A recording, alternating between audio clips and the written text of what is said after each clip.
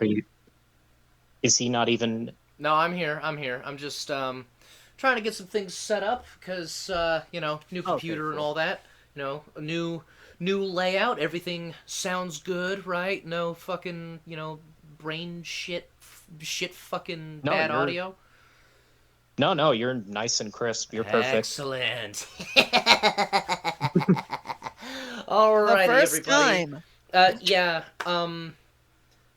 So, bit of an announcement to make first. We've decided on a name for our show. Oh, are we recording right now? Yes. Oh, thanks for the heads up, jackass. I I am. I sound feel terrible. You didn't let very, me put my voice on. I feel very, I feel very disappointed that you did not start recording for our book chat. I'm very let down by your performance so far. Hush. Anyway, so No, Hush is a terrible movie.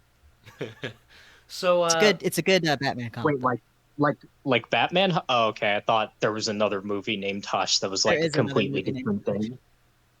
Oh my God. It's a Mike Is it Flanagan. bad? It's a Mike Flanagan horror movie. It's on Netflix. It's minimalist, shall we say? There's a deaf woman in a house, and somebody's terrorizing her in the house. That's like the basic oh, premise. I saw a preview for But that. that sounds, but that sounds really cool. That sounds really good. It's been a long time since I've seen it. It's a little underwhelming from what I remember. Oh, okay. Because It's better than that sounds like Blindsided, though, which is the exact that, same premise, except the woman is blind. how would that you can't take advantage of the medium in the same way though because you can't Exactly. that's Exactly. not Hush actually doesn't have any sound. that's cool. Well, Yeah, actually, no. it's I got saw the sound first for couple like the minutes. beginning, and then like there'll be like Yeah. long stretches of POV, like not like POV like first person, but like just hearing what she hears, and it's just like a bunch of muffled like thumping. uh It's really That's good. fucking okay, terrifying, now dude. now I actually understand why you stopped us because or waited until we had finished because we just spiral into completely away from the topic that you want. Yeah, which was the announcement of our name. It's Come. Yeah, welcome to Come. So I, as a joke, just shout out two names that were shit. And one of them was the one that I wanted was shit people say because we're responding to the shit that people say. Um, Unfortunately, these idiots thought that critics under Hey. maintenance would be funnier. Which to Fuck that! Yeah, No, no, that was your idea, you asshole. hey, it was my I idea. thought It was my idea, but you I thought it was wanted us funny. to be called Berts and the Triskettes. That's still my position. Now, to be fair, "come" is pretty funny. yeah, because the acronym's fucking perfect. It's like, yeah, you struck gold. So we Is our are. community the communists? Yes, the communists. We three are the Comcast. Uh, so, uh, there. So yeah, the show is Critics Under Maintenance.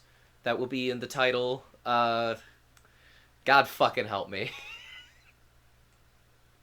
Nah, this is gonna be a fun time. This is an exciting new journey we're going on. Oh, absolutely, absolutely. So now, um, I suppose now is the good time to begin. What is everyone's thoughts on the movie All Quiet on the Western Front? The Specifically, original, the remake, or the remake? specific, specifically the 2022 version. However, if you want to discuss your experience and thoughts on the others as well, that would be perfectly fine. Well, True and I once almost had a friendship ending argument about All Quiet on the Western Front 2020. No, I'm that was kidding. a I love. fucking. No, I know. We love each other. We're fine. That Yeah. was.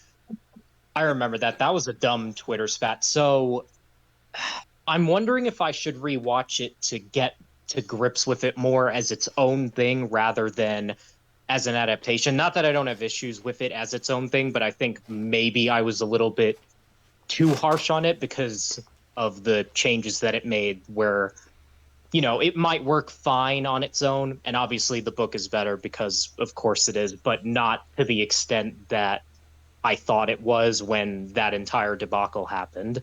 Um, so I wasn't really a fan, but it's not. It's for pretty, I would say, maybe superficial reasons, if that makes sense, or at least not. That I'm talking gibberish. Basically, the book is better. I wasn't a fan of the most recent effort to capture it, the Netflix adaptation, but I might be more harsh on it than it deserves. I think that's I fair. love how of the three of us, the most dissenting opinion is, um, I mean, perhaps I've treated you too harshly. And then he gets his head I mean, chopped I off by might. Thor. Oh, also, side tangent. Did you know that the original book actually has a sequel, which I never knew about It this. what? Yes, it's called All Loud on the Eastern Back. No, no, no. It's like so it follows the soldiers more when they actually return home. I've heard very good things. Like Sans Paul. just talking to people who have read it or just glancing at reviews online has made it seem like, oh, this doesn't seem like a case of sequelitis. I mean, it might because I haven't read it. I've only read the first book, but from what I understand, it's like, no, no, no, there's actually a new story to tell here. And I'm really looking forward to reading it. I want to say how many, like within the next couple of weeks, I'm eventually going to get it and read it. I'm very excited. Hmm. Oh, Okay. Yeah. well, that's very I've literally interesting. not even heard of that. That sounds interesting. Yeah, What? I never knew that. I mean, granted, I never read the original book still, despite the fact that I've been a fan of the original 1930 film for years. Um, but yeah, I'll have to look into that. So yeah. Speaking of East, what are your thoughts and or experiences with All Quiet on Well, the Western my Front? first thought, as of the present moment, is that I somehow have 44 tabs open in my phone browser. I don't know how that happened. It must have been slowly over time. Second of all, um, Okay. of the three of us, probably probably the biggest fan of this film, which is weird considering how tightly bonded to the 30s original I am. Um, I think it is mesmerizingly good in terms of how well it handles its spectacle and its more subtle character moments. I think it's one of the best films that Netflix has put out, at least in the last like 3 or 4 years.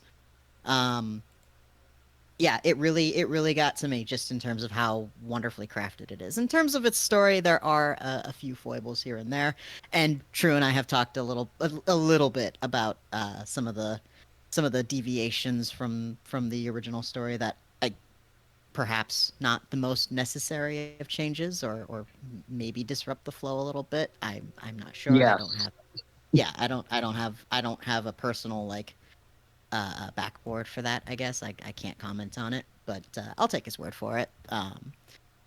And yeah, I really enjoy this movie. I am of course open to hearing any and all criticisms against it, as Trisket and I have done with Arch Warhammer's video that is abysmal. Yeah, that was bad.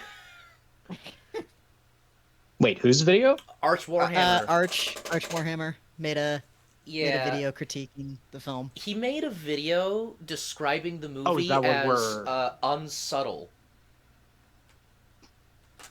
okay?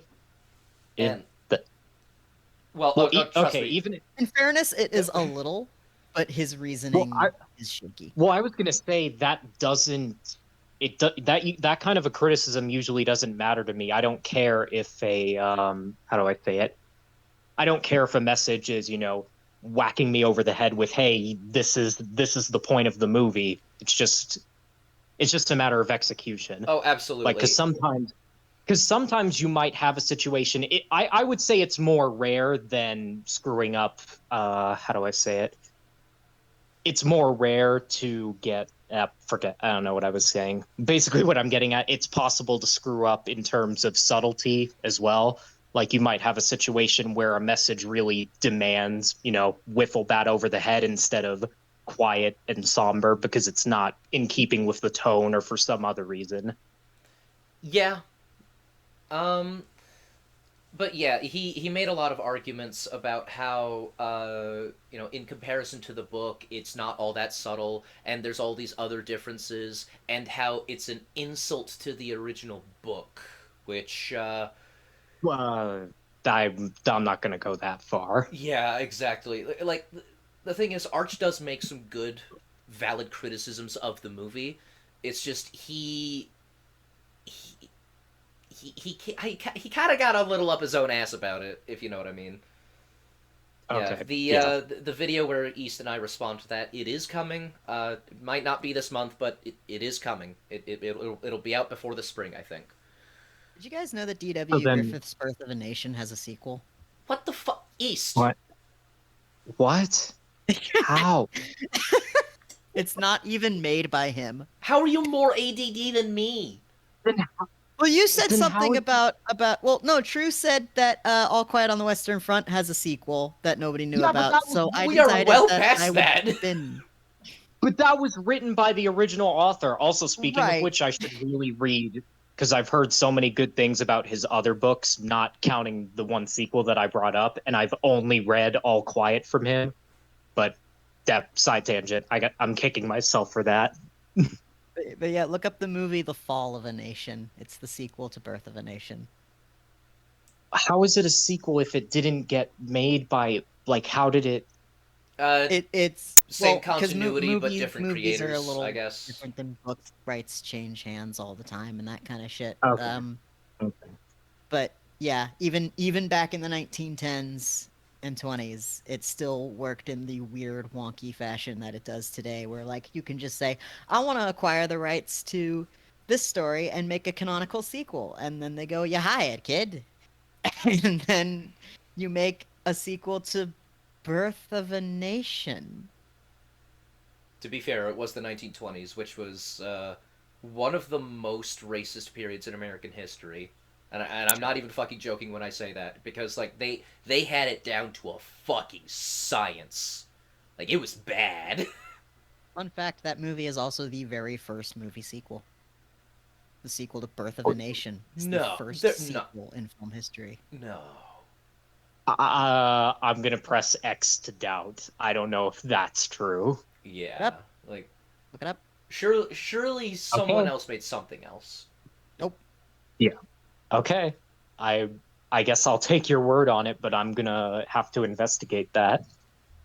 Hold on. I'll So then look it wait, up. which video like if we're not looking at up his own ass Arch, if we're not looking at that, then which video are we even looking at for All Well, Quiet?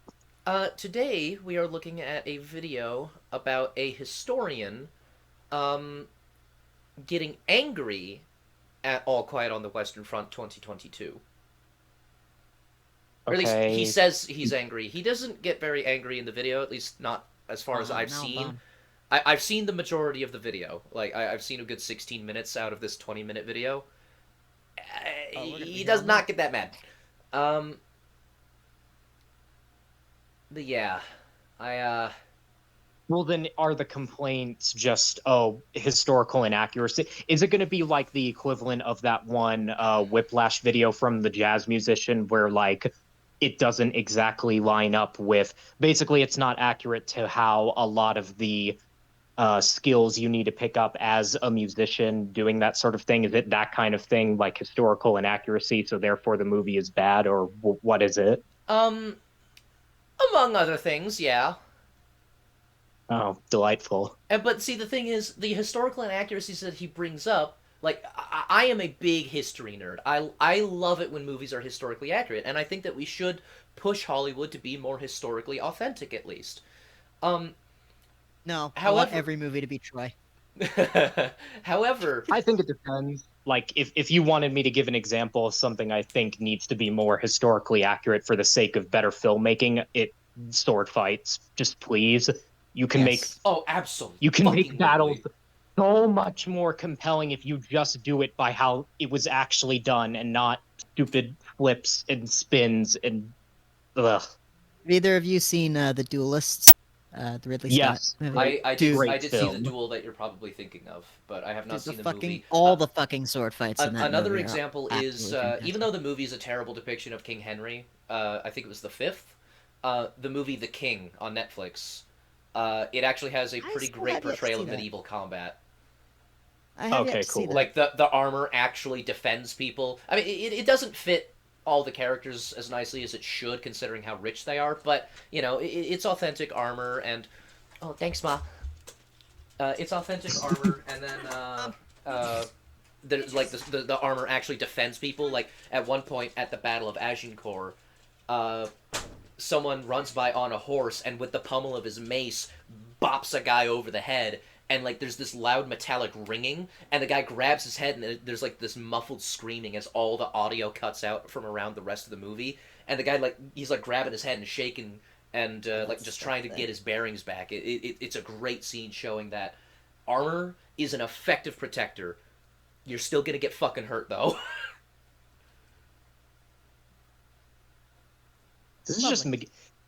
now I'm just thinking about how Game of Thrones past a particular point in season one just stopped using armor as a reliable Dude, defense. Yeah, Like so what shit. once you get past Jorah just dispatching the Dothraki so easily because he has armor, I it love doesn't that even scene. bother Yeah, him at all. fucking It's like, dude, oh no, that Jorah gets fuck stabbed that. in the heart by an obsidian knife by a rusty fucking blade through his Yeah. breastplate when one of his earliest scenes is him using his armor to catch someone's blade and Oh, split their face open. but Like, before Yeah. that, even, he's the one that explains how valuable armor is. exactly, it's fucking embarrassing. Also, forget about armor, just even something as simple as like a gambeson, like John is just in seasons 5 and 6, just going right through them with one hand sword thrust, Ah, which, yes. like, to be fair, John is pretty insanely strong, not so much in the show, but in the books. Like, there's a point where he lifts a decently sized man. I'm pretty sure it was Thorn, Well, actually, yeah, and up, a hard up by enough the throat. swing or a sharp enough blade will cut through a Gambison. However, nobody fucking uses Gambison. I've only seen Gambison in The Witcher 3. Like, outside of, like, you know, historically accurate games like Mordhau and Kingdom Come. Well, I just Okay, got then spoiled that you used I might be Gambesons in The Witcher mistaken. 3. Thanks for that, Trisket. What was that? Kidding. They're not even that good in The Witcher 3. It doesn't fucking Actually, matter. no, I take it back. There was something that looked like Wait, there's Gambison. swords in The Witcher? Wow, thanks for spoiling that. There was something that looked like Gambison in Rings of Power. However, that is one of the I think 3 compliments that I can give that show. Would a Gambison even I don't know. I'm not sure how much I like the idea of that kind of protection being in Lord of the Rings at all. Like, was that even in? I'm trying to think. It wasn't in the original trilogy, although to be fair, what I've heard, according to the lore, is that No, no, no. they I'm should be thinking. I'm in thinking about full the chain like books. It might. It Vikings. might. Wait. Say again. What I've heard is that supposedly, according to the lore, since it's so heavily based off like Anglo-Saxon and Viking times, there shouldn't be any plate armor. It should all just be chainmail. But the. Hmm. Well, in the books, I mean, like. Well, no. Yeah, that's what I'm saying. Because in the Lord of the Rings, the books, it's maybe it's in the Silmarillion or the Hobbit. Because I reread the trilogy pretty recently, and it's not that I can recall. Like there's no explicit use of a game. Yeah, we're going off on another Yeah, tangent. yeah, no. We got to get back on track. So, speaking of, Unless they used Gambesons in World War One, we should probably get back on track. yeah. So, They didn't. I know they didn't. real quick before we begin, my experience with All Quiet on the Western Front is, I saw the movie, several times, to like see it with different friends and family and all that, and it's really fucking good. I saw the original 1930 movie. It's also really fucking good. Per And my request. yes, Yeah. yes. And then after that, I watched the 1979 movie and listened to an audiobook of the original Despite book. my warnings. It's not as bad as you made it out to be. No, I know it's not. In I fact, just actually, the '79 version is the most book accurate. However, as a movie, it's kind of the least effective as a movie. Yeah, I think Like, even I can it's agree not a with that. bad movie. Don't get me wrong. It's just, it's a it's a '70s made for TV movie. I look at Yeah, it with the same eyes that I look at a movie like A Bridge Too Far, and I know I'm gonna get flack for this, but I do not like A Bridge Too Far. I don't even know what that is. So It's a World It's War a World War II Two. movie about um, Operation Market Garden, where the Americans, Polish, and all that airdropped people into Denmark to try and hit Normandy from the north, and Super relieve the interesting supply event, lines. awesome sequence of battles in actual World War II. But goddamn, this movie feels like I'm reading a fucking history book. I It will has give so you little characterization or anything interesting that happens. It's outside of the like watching a spectacle, yeah. History Okay, Channel I will give recreation. you that. However, you cannot deny that having hundreds of fucking carrier planes and having like they had so few Oh yeah, all of crew that shit to is yeah, awesome. they had so few crew to actually have all the people jump out of planes and to get certain shots. They actually had to get the cameramen to jump out of the planes with their parachutes, holding the camera and watching everyone else jump out. And they had to Okay, do it fuck it. Never multiple mind. This movie's times. fantastic. I take back everything I just said. What was that? I said fuck it. This movie's fantastic. I take back everything I said. Because they had the cameramen nearly commit Because suicide. they had to have the cameramen kill themselves to get it made. No. They came out with their parachutes just like everyone else. It's just, you know. So you got like these really nice POV shots, and they Yeah, had to like do it fuck you, multiple Mission times. Impossible Fallout. Like they had hundreds of people do it. Well, just imagine how hard that would have been with a '70s camera, you know. Exactly. Those So things are yeah. huge. So I will admit very little character in the movie, but like good God, the sheer fucking spectacle has to be respected. It's a good spectacle. It's on. There are some like some moments that are on the level of like Kagemusha or something like that. Have you guys seen Kagemusha, the No. Kurosawa movie? nope, nope, What? You like Seven Samurai? You ain't seen Kagemusha? nope. At least I Ah, don't think so. you should watch Kagemusha. It's even longer than Seven Samurai. It's like 3 hours and You 45 goddamn minutes. you But should read faster. Like I've got enough on my plate. I'm going through a ton of shit. You okay, just fine. take forever. Okay, fine. Whatever. Look, it's the only way. If I don't bully you, you won't go quicker. I read like 30 fucking pages of The Wasteland today. Oh, that's cool. Yeah, I because mean, I've been that's sick. not a, that I've been sick, that's so I took the not a day off, lot. But and I got to that's read a not a lot. lot. No, it's That's not a not. lot. Shut But up. still. I'm proud of myself. Shut up. No, I'm proud of you too. I'm proud of you too. Wasn't able to work on any of my videos because my laptop's been a fucking brick the entire week. How But I does it read. feel, East? It feels bad, bro. Yeah, you fuckers mocked me when it happened to I me. didn't mock you for shit. I just said that you were an idiot. That's called mockery. Oh, is it? Okay. That's. Oh, damn! I committed a sin. Anyway, shall we begin with this? Well, actually, no. Before we begin, there were a couple comments that You have like. I actually made like the fourth most popular comment on this video, and much of what I say there Wow, is you're what really we moving will up be in the saying world. in response to this video. So I'll just let that play out. But some people responded to what I had to say. And since there are four comments that I have saved, because these were the silly ones. Don't get me wrong. There were actually good arguments and good discussions to be had in there. Unfortunately, some people are not that kind of person. So we are going to laugh at them. It's not gonna be as legendary as the Silent Hill 2 debate that I had in the fucking subreddit today. Uh, Wait, what? I will send What this to over you the guys later. I will. Okay, I over will the take your word for it over the because that sounds remake? hilarious. So, Over the remake, you mean? Yeah, over the remake. East. Oh, okay. I mean, I feel like we've already seen the peak insanity for defending the direction so far that we've seen. Yeah, I'm gonna maybe later I'll read you guys the argument, because it's hilarious. But for now, We have to listen to Triscuit's insanity first. All right, there was that. Dude, okay, so Woody Woodpecker has officially joined the call. So, Wait, what? East, would you East, would you mind, in your best reading voice, read this? As a matter of fact, I don't mind at all. The tank scene is what broke the depiction for me. The way they showed a tank shooting while driving over 8 to 10 feet trenches was so insane and impossible. I don't know what the director was thinking. I understand tanks were important to World War One to overcome the biggest hurdles of trench warfare slash no man's land, but what this movie portrayed was so incorrect.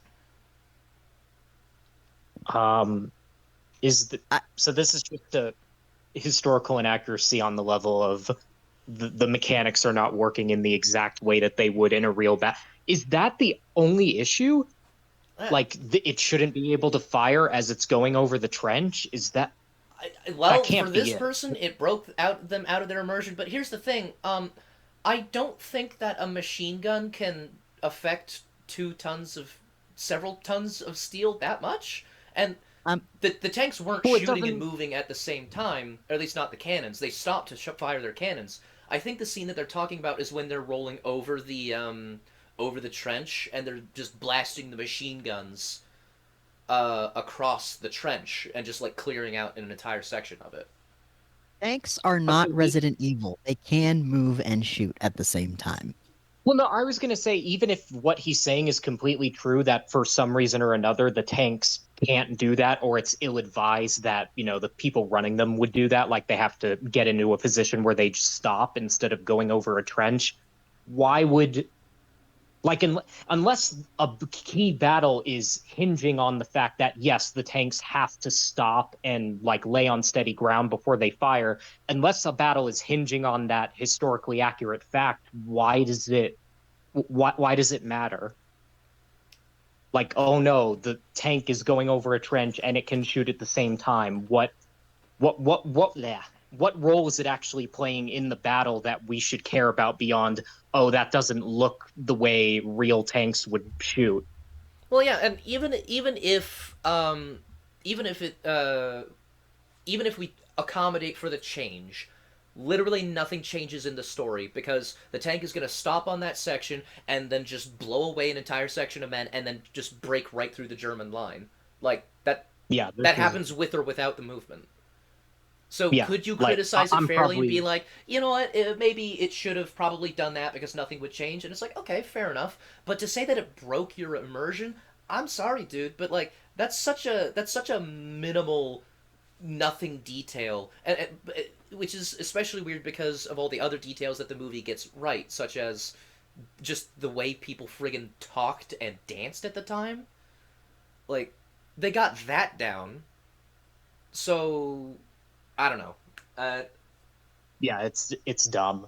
Like even Yeah, well, that's the thing. It's probably a true statement. Like, if someone knows as much as they do about history to say, "Oh, it broke my immersion," like, okay, I believe you, but that's not. You got to give me more to latch on to if you want me to say this is a really, really dumb writing mistake. yeah. I Because mean, the way you presented it, it's not. Like, yeah. give it a rest, please. Let's assume It's that it not is as an bad as error. Fury. Sure, okay. You first of all, nothing would change with or without that error. And second, because nothing would change, you can use your imagination to pretend that that's what happened. Because that's what I like to do with movies, where it's like, oh, there's a flaw here. I can pretend for the sake of my own enjoyment that that doesn't happen. But if someone brings it up as a problem, it's like, well, yeah, it happened. Like I So okay. it's not as bad as the movie Fury. Remember when the tanks charge at each Aw. other? Well, I wouldn't even say that that movie's bad per se. It's just not an accurate portrayal of tank warfare. I was gonna say I really enjoyed Fury, so now I'm scared to go back to it and go, oh no, this was shit all Oh along. no, There is the a battle story. sequence between two tanks that is questionable logistically, Yeah, shall we say. the story is pretty fucking good. The effects Yeah, the pretty story and fucking the good. characterization is great. The yeah, everything about that movie is really good, except for the portrayal of tank on tank combat. Which is unfortunate because in a movie about a tank, Yeah, you'd think kind that of. you would focus on that a bit more, but hey, it's fine. We can forgive that because the movie overall is still pretty damn solid. It'd be like, oh yeah, everything except the politics is really good in the Tudors. Well, Like, wouldn't it be a well, matter of screen time? Because I'm trying to remember how long the tank battle actually lasts compared to pretty them just quick. sitting around. Yeah, it's like what two Well, then two yeah, to four okay. minutes. Because I was gonna say compared to like the crew just sitting around and talking about shit, it's like where's the biggest concern here? Okay, so speaking of concerns, True, would you like to, in your best reading voice, read this comment? Oh yes, I would. I hated how. Hold on, I might have to because the screenshot doesn't Do a zoom Blade Runner out. style enhance. Sorry. Enhance. Hugh Jaden was the only one who survived in the book and had to live the rest of his life remembering what he saw. This movie was garbage. Um, Because in the I movie, the 2022 movie, Tjaden stabs himself in the neck with a fork. yeah, Oh yeah, So, I'm. he offs himself. but here's the thing I though. mean, I'm not a fan of that change. So okay, I understand where he's coming from, but again, this might be a case of hey, maybe I need to pull back and just evaluate it as its own thing. Well, Like here's what? the thing. I can see why in the 2022 movie, isolated from anything else, it makes perfect sense that Tjaden would do that to himself. He wanted to be a park ranger, and now he can't. So facing his life being effectively ruined in more ways than just not getting his dream job. Like he's going to be a cripple. It's going to be harder for him to live. He's going to have to live with everything that he saw and did. The economy's going to be rough because war, and so he ends his own life. That makes sense. People have killed themselves over less. And in the Yeah, book, here's the thing though. In the book, he regularly asked Paul for a knife to kill himself with. yeah. The implication was there. It's just he didn't actually go through with it. Exactly, he because the nurses kept a good eye on people like him, except for that one guy who decided to he stole a fork and decided to stab himself in the rib cage and hammer at it with a shoe instead of just going for the Yeah, nice soft juicy neck. yeah. So I don't know. I So see absolutely zero problem with that. I think it might even be a case of you could argue which is more haunting because that's kind of hard to do objectively in terms of like I'm obviously more a fan of what the book does, but I Oh, think same it's here. pretty hard to judge. I think it's pretty hard to judge the merits of how do I say it? Like, oh, you have to live with everything that you've been through and what you've seen versus it's too much. Now I just have to off myself. But it's pretty like I would not know how to mount an argument for that. And in fact, I'm not when I say I still prefer the book. But yeah, it's like I'm not sure how this makes the movie garbage in terms of a change. Yeah, I mean, sure, it's not a change that a lot of fans of the book would like, and had I read the book beforehand, I would probably be disappointed too, because what the book does is, you know, in my opinion, it is Really better. good. Yeah, it's really good. Uh, but as a standalone movie, there's nothing really wrong with the scene, so it's like, the separation of original versus story and all that. Mhm. I got two more comments. We are almost done with this quick little journey. Um, East, would you like to read this Okay. one? Yes, in fact, I shall. Give me a moment to put on my spectacles. Oh, this is a response to you Yeah, specifically. at Bert's Trisket. Follow him on Twitter at BTO official. Ye.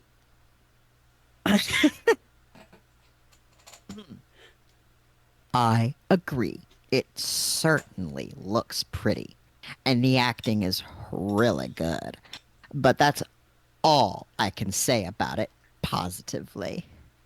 Bad writing, questionable directing, and screenplay. Screenplay and writing are the same thing. The ending gave me Enemy at the Gates flashbacks at how horribly unrealistic and inaccurate it was. The only scenes I liked were the scenes that were in the previous movies/book, like the crater scene and dead body in the tree. See, it's always got to be about you, huh? I agree. And I can say.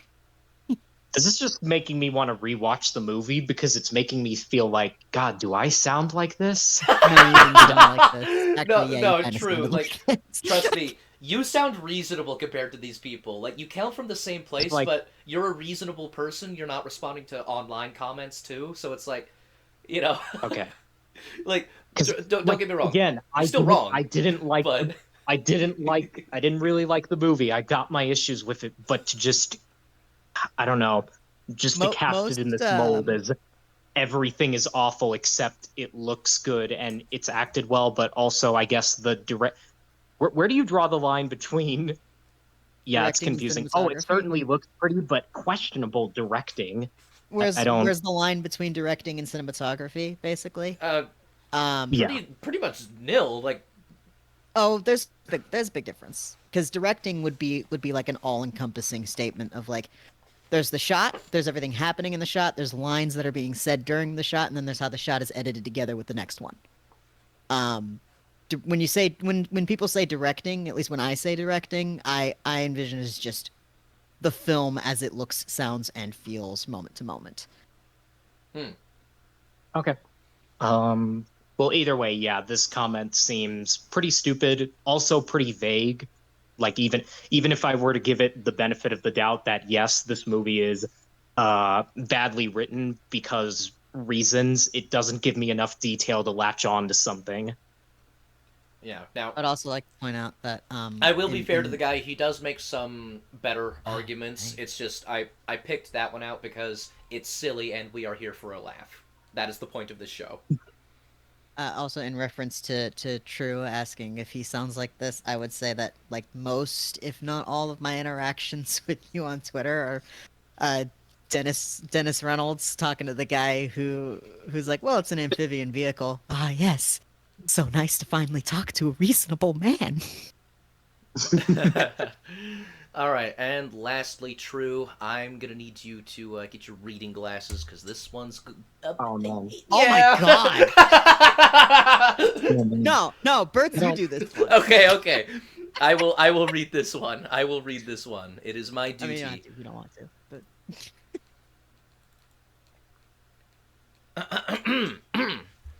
It was Albert Kropp in the novel, and it was the convalescent hospital which this filmmaker chose not to depict.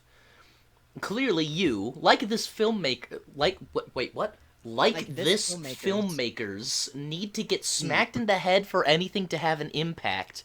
In in the original point, I'm sorry. In the I already have original, the so many point of Kat's questions. death was that his friend had carried him literally for miles only for it to be pointless. Also, in the yeah, movie, okay. yeah, we get the same fucking thing in this movie. Shut up. Also, in the movie, the orderlies are playing cards, and then they go back to playing cards. Real quick, I'm gonna take a break from reading. I'm Was sorry, there? what is that? What is that follow-up? Clearly the ethos of video games has taken over. What Right, because every what does that no mean? Does individual that scenes where mean? someone's What killed. is that? Oh, it's Skyrim. He's referencing Skyrim. When you shoot What? a guy in the head and the whole base goes on alert, and then they're like, "Must have been the wind," and you go right are back to are where you you're going. sure? What? I think that's what he's trying to say, but Wait, is that well, is the scene that stupid where they notice something and then just go back to nothing? Like, is No, it that no. See, bad? I've seen the movie I think 6 times now because there's the time with my mom, the time with East, the time with a work buddy of mine, the time with there was my second viewing on my own, and then there's also all the the time that I've spent editing me and East's reaction to it. Oh, and the time with Unformed. So I've seen this movie 6 fucking times. There is not a single solitary fucking scene where anyone is playing cards. Wait, so this is just complete bullshit? Yeah, this guy, he made it up. His source is that he made it the fuck up. So bizarre. You know what this reminds me of? There was a situation, little side tangent, little side story. So, my mom is not the best judge of movies or TV shows, Oh, mine or either. a lot. I'll just say she has pretty shit taste, and most of the time she knows it, but occasionally she'll get defensive. But anyway, so it was right after I think we had watched The Last Airbender together, and then I think it was a couple months later when I was talking about it because she really liked it and I could not understand why. So it was pretty much just me laying into her. Not, it wasn't super heated. It was pretty Yeah, that cartoon lighthearted, but sucks. still, she could tell because she knows how passionate I am about the stuff. And then she mounted some really weird defenses, including just coming up with entire scenes and like battle sequences that never happened. And keep in mind, this was before she ended up watching like the actual animated series with me, so it couldn't. She didn't get it from that. She just wholesale made it up to make the movie sound better. And then when I told her, she basically kept stubbornly insisting, "No, that's 100% what happened." It's like, do you want to rewatch the movie? Do you want me to pull you up a plot synopsis? None of that shit happened. And she kept insisting that she was right until obviously she ended up getting proven wrong. It's like, oh, huh, okay. Like, okay, you didn't misremember something. You just wholesale came up with insane shit that wasn't in the movie, and you're just like, oh, that's not a big deal. But that's totally normal.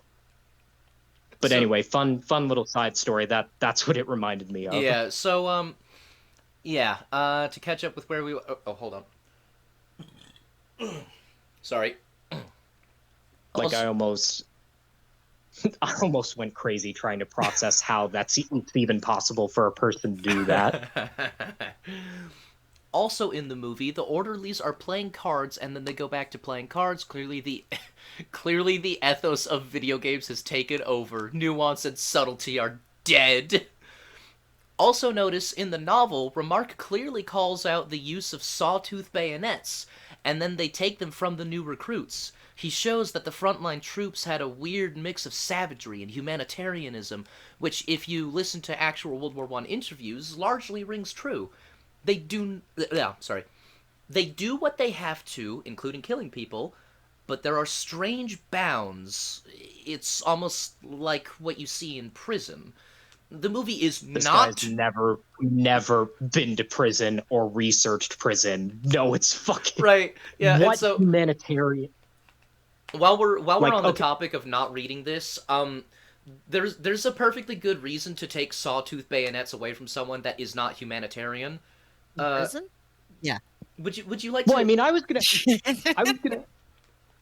say, I was about to say, okay, you know what? This is like anytime he talks about what the novel is doing to make some kind of point about the state of the soldiers in the trenches, like during the war, like certain moral decisions that they're making, even if it's small. I was about to say, you know what? That's a pretty good point. But then he has to go on and say something stupid like the ethos of video games has taken over, or it's like what you see in prison.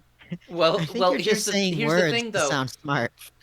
I let me tell you, I watch a lot of like Shadiversity and Scalagrim videos, so I know a thing or two about blades, and I've seen some cutting tests.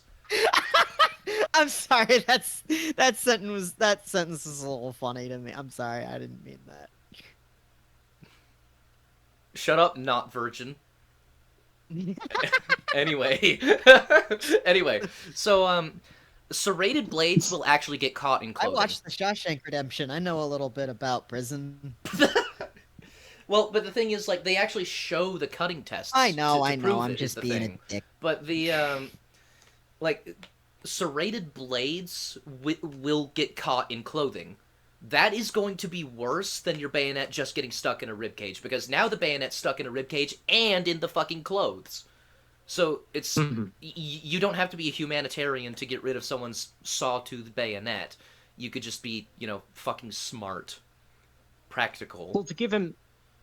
Well, to give him the benefit of the doubt, it might be the case where you have to say, well, why not just do both? Like if it's the sure, you can come up with a reason for the sake of, the soldiers being smart by using that particular kind of weapon so that it doesn't impede them. But you can still have that and also do this cool thing from the book. Like I might be being more generous Well, to him than he deserves, but yeah, but here's the thing.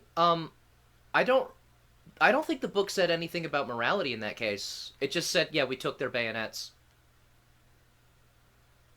hmm, Like I could be okay. misremembering. I could have missed that part, but I remember pretty distinctly that the book says very very very little in regards to morality anywhere. Okay. Then maybe. Like it does mention morality, like it's almost obliged to, but it almost seems to avoid talking about morality. Just actually, I don't think it even talks about morality. Just like understanding and pragmatism and just like ignorance, really, is what it comes down Hmm. to. Well Like then, he well for the he for the sake of argument, even if it does, again, this is just on the level of it's not exactly like the thing. I don't care if it works in this new version, so it sucks. Like that's the level of reasoning I'm getting out of this. The new yeah. version of the thing was way better than the old version of the thing. It almost Anyway, never happens. this movie is not good. It doesn't follow the novel, though it's happy to grab the tote for commercial reasons. It has poor Oh character no. development. The plot is a mishmash, and its grasp of World War One, both at the trench level and high command level, is tenuous at best. But they had tons of mud, blood, death, and gore, so hey, it's powerful. Now, I'm pretty sure that's not what reviews or casual viewers were talking about when they said this is a powerful movie. That this Oh my God.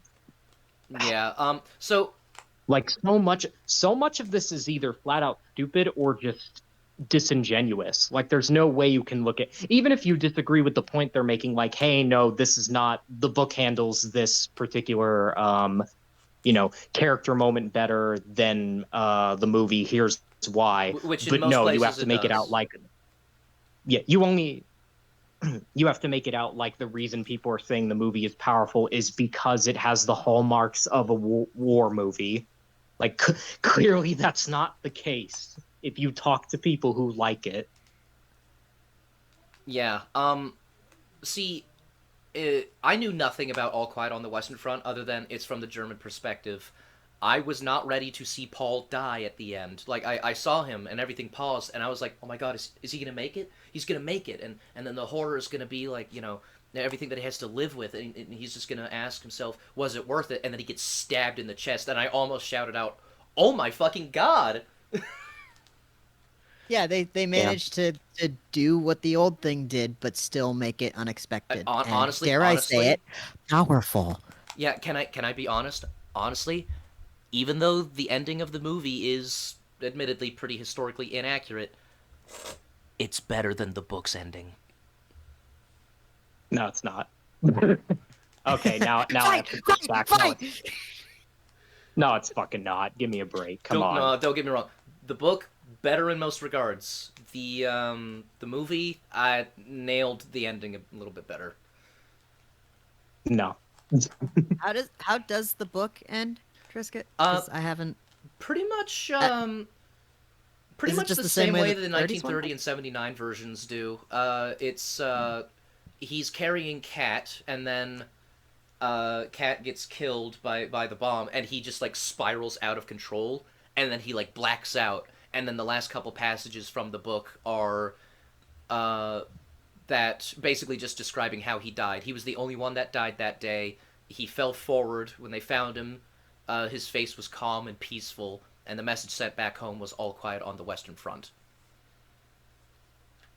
See, the 30s one has one of my the 1930s All Quiet on the Western Front has one of my favorite endings in a film. Hmm. With the butterfly. Oh yeah, no, Um, that's a good ending. I do have a criticism for it though. Why of did a course, I do. veteran of 4 years of trench warfare poke his head out over the trench, reaching for something that he couldn't reach? He's fucking tired. I don't know that that's an That's excuse. not no. That's like Ava 3.0. Why did Karu put the fucking collar on? Or no. Why did No, it's Shinji not that dumb. pull? It's not that No, dumb. no, no. It's like no. I got to rephrase it. It's not Karu putting on the collar because he's fine. It was what people used to say. Why is Shinji so stupid? Why does he not react? Why does he pull out the spears? Oh, he was tired. He didn't get a lot of sleep. Oh, okay. Fuck you. Get out of my house. That is the worst defense I've ever seen. I don't know. I think The the fuck did I simple act do? of reaching for a butterfly is a lot more justifiable. Um, a veteran of 4 years. Yeah, Aesthetically, like I guess I can not. understand the I understand the criticism. But god damn it, tries to get taking this fucking shit away from me. Like, why not just? I was gonna say, if you want to have that kind of a motif, why would you not just have him die in some other way that made sense, and then as he's dying, reach for the butterfly? Like, why not just do that? Oh, that's fair. That would work. Yeah, Yeah. actually, I think that would be a pretty good improvement. Okay, fine. You heard it here first, folks. All Quiet on the Western Front 1930 is shit. No, it's not shit. It Nah, just that's a great it film. could be improved.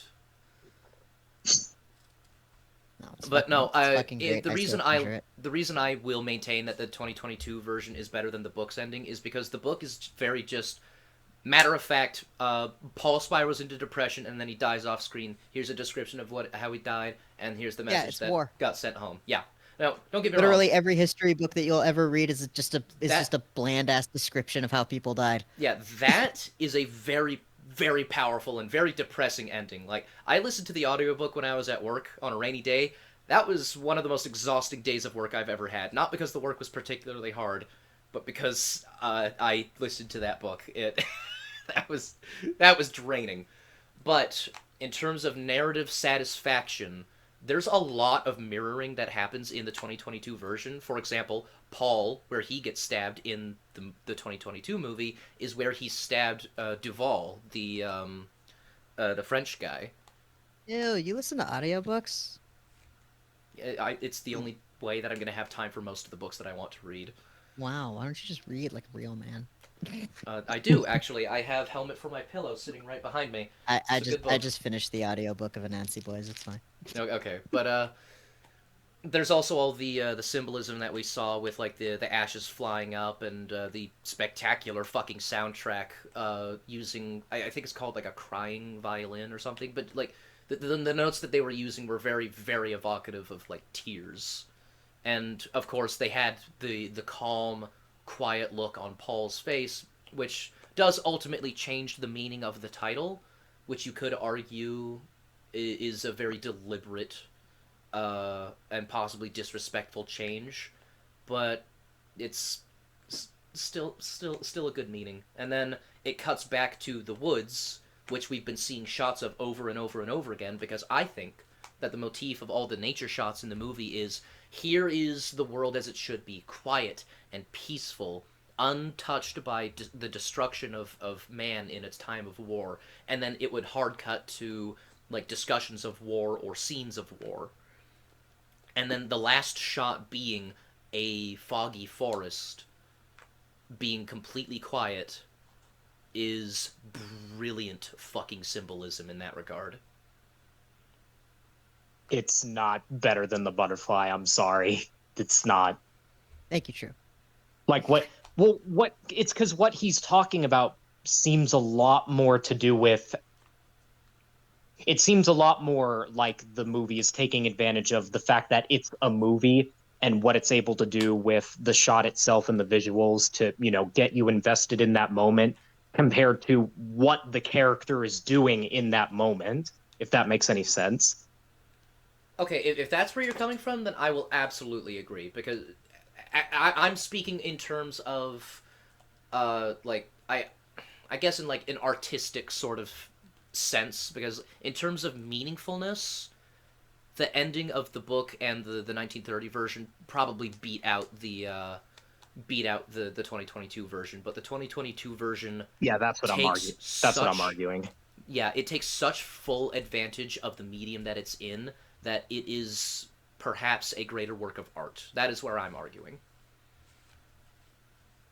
I definitely disagree, but I can at least somewhat understand. So All right, well, also there's something to be said for being matter of fact, because if oh, like imagine if absolutely. a farewell to arms when oh my god, his name is when Henry is just walking out into the rain, that final scene, if Hemingway decided, you know what, for this moment, I'm going to go full, I don't know how to describe it. I'm going to write this in the most poetic, over the top language that I can instead of sticking Oh to yeah, no, really Hemingway's work simple. does not work with poetic, flowery language. He's very matter of fact, and Well, it. no, no. It can. Like, he's not incapable of using super flowery language. I'm just saying that moment in particular, the way it's handled.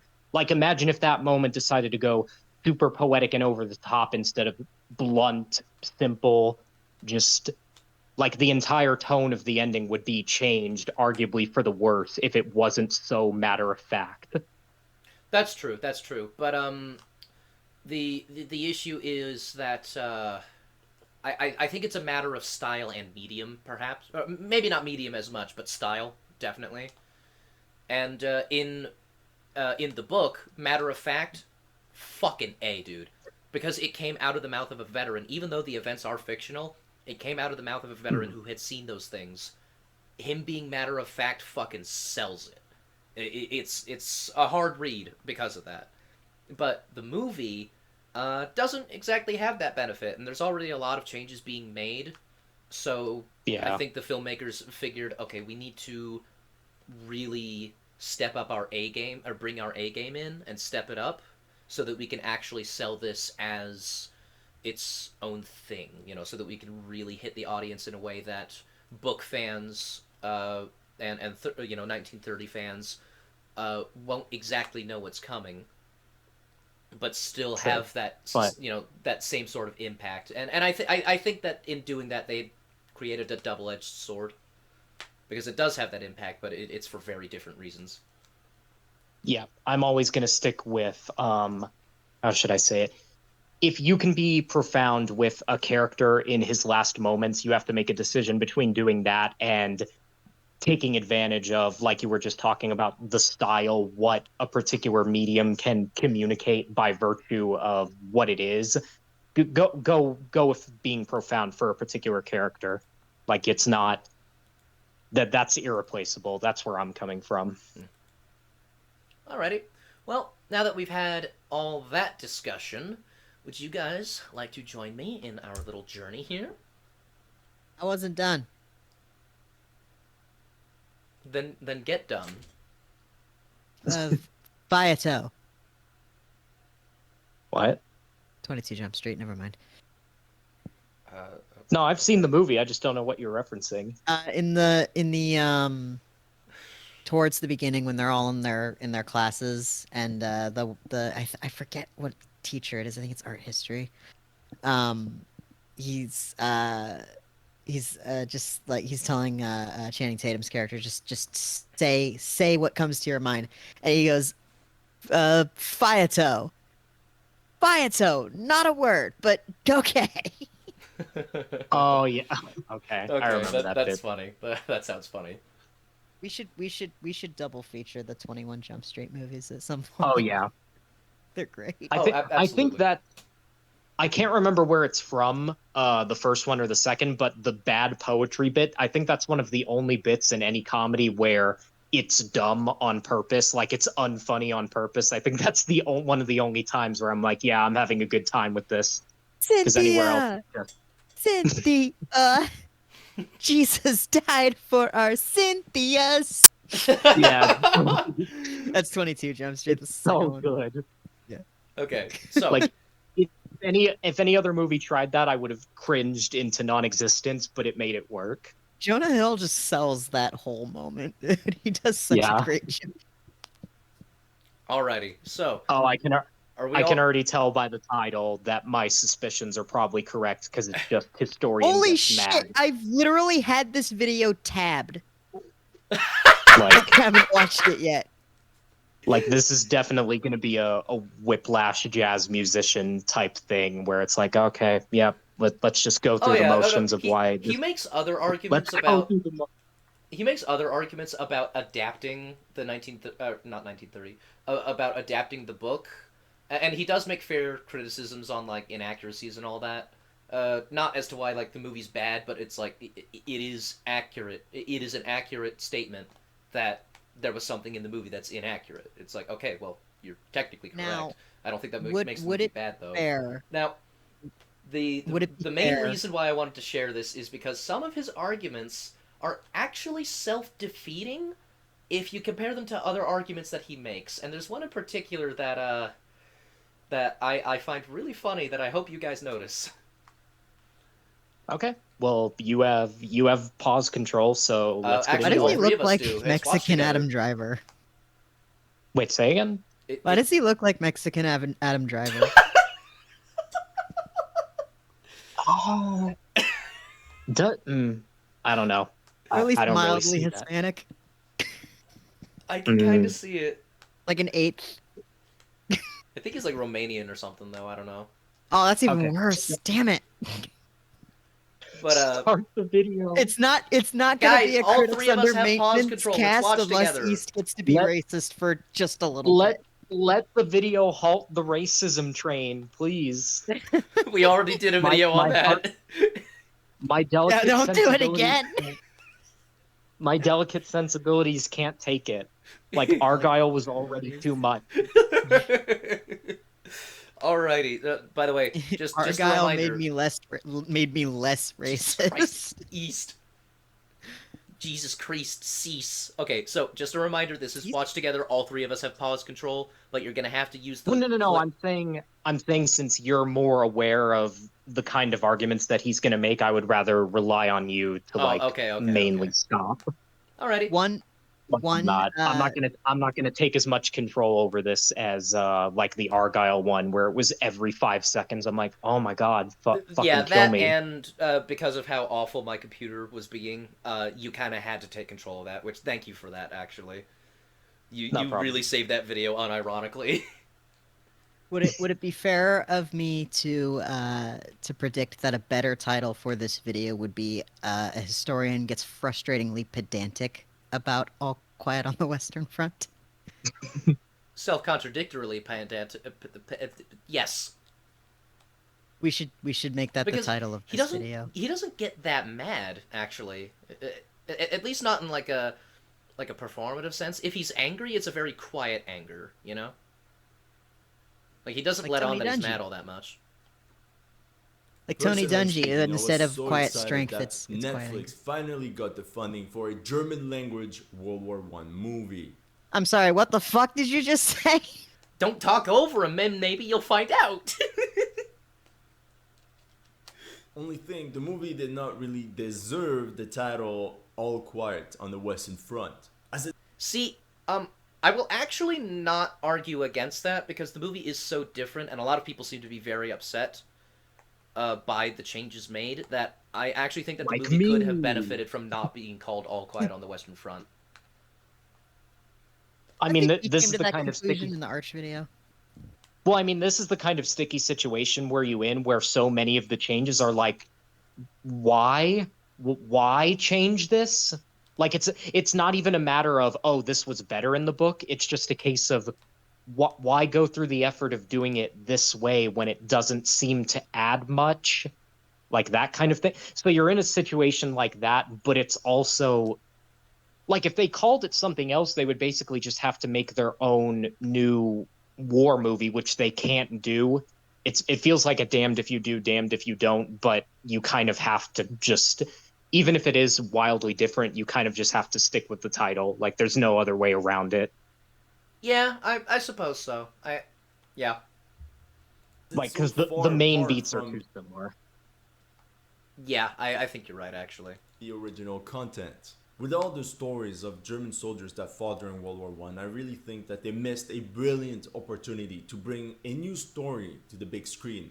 To me, this Netflix version portrays World War One as if it was a video game. Very What? How? I'm assuming he's going to get into that. Would it, Yeah. See, like that's the funny thing. stereotypical he trenches, doesn't? blood, Yeah.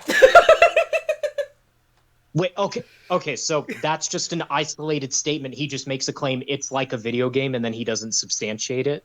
Not to my memory, no. Okay, delightful. Continue. Yeah. a new story to the big screen.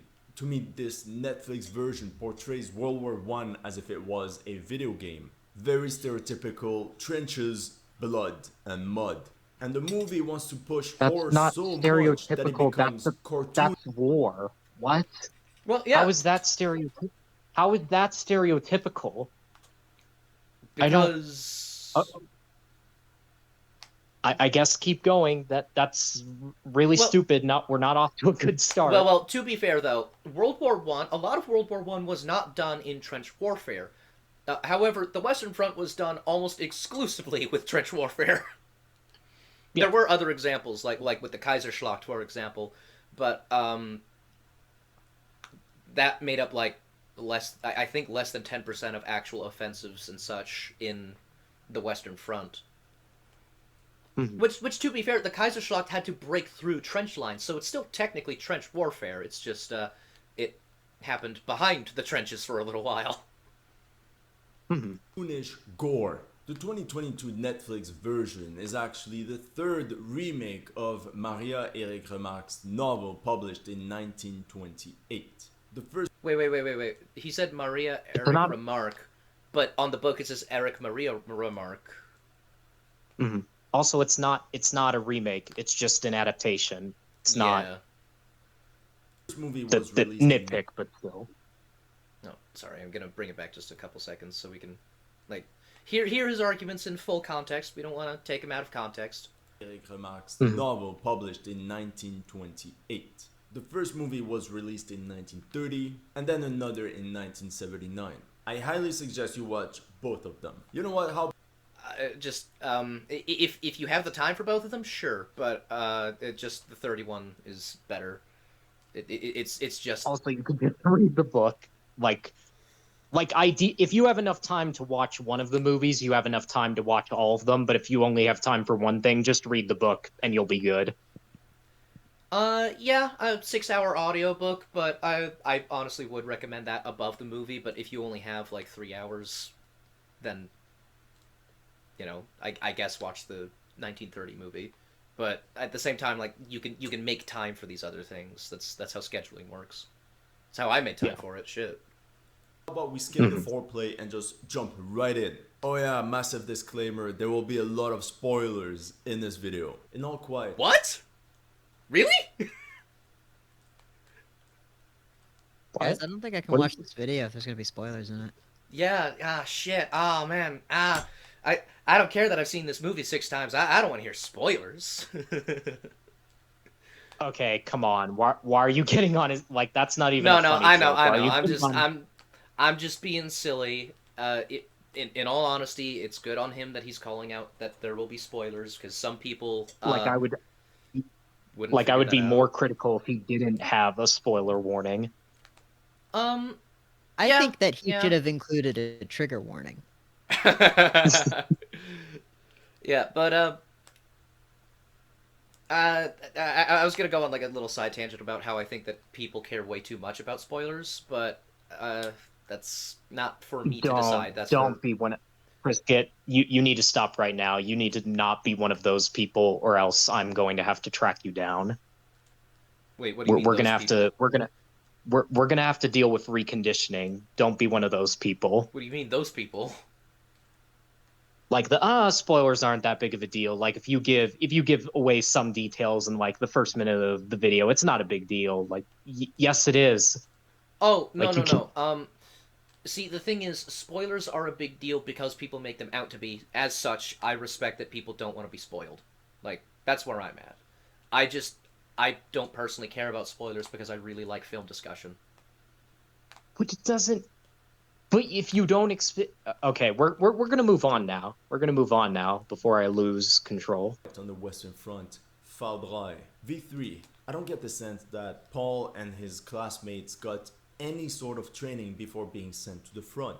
In reality, Éric Maria Remarque was drafted in November 1916, but only reached the front in June 1917. So, did either of you get the sense that these kids weren't trained in the 2022 movie? No, no. Well, I mean, to be fair, his argument might be, well, there's valuable character stuff that we could get to see if you actually show the boot camp process, but it sounds more like, oh, I didn't get the sense that they were prepared. It's like that's a pretty basic assumption. Like if you I cut need like Saving Private Ryan, if you just cut to the beach and you just think, oh man, I don't get the sense that these guys were trained and prepared. It's like that's Yeah, it's a like, basic assumption that the soldiers would be ready if they're heading into a major offensive like this. I need yeah. every Like movie about war to be like Full Metal Jacket, where I spend the first 40 minutes in boot camp and then kills themselves. um, yes, Spoilers. if every single movie was like that, it would be glorious because that section is awesome. Yes, as a matter of fact, you are correct. Full Metal Jacket is a beautiful fucking masterpiece. I will admit, feel free to mock Also, me for it. Oh. speaking of old war novels that got sequels, I remember Full Metal Jacket was had one, and I believe it was supposed to be a trilogy, but then sadly the third book did like the author died before he could finish it, Oh, which sucks. that is a tragedy. Which sucks that there was so much more to tell, and it's just like, okay. Just like the Vietnam War. The author of the Vietnam War died before he could write a third one? What the fuck are you talking about?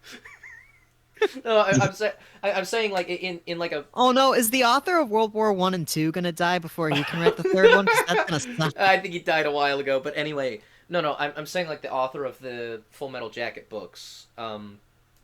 In a sense, it's kind of poetic that he died before he could finish his work because, like, you know, it's a war about or war. It's a book about the Vietnam War, which is like specifically lauded as a tragedy here in the United States because, well, it was, and so like all the young boys who had so much life to live, many if not most of whom got drafted into it.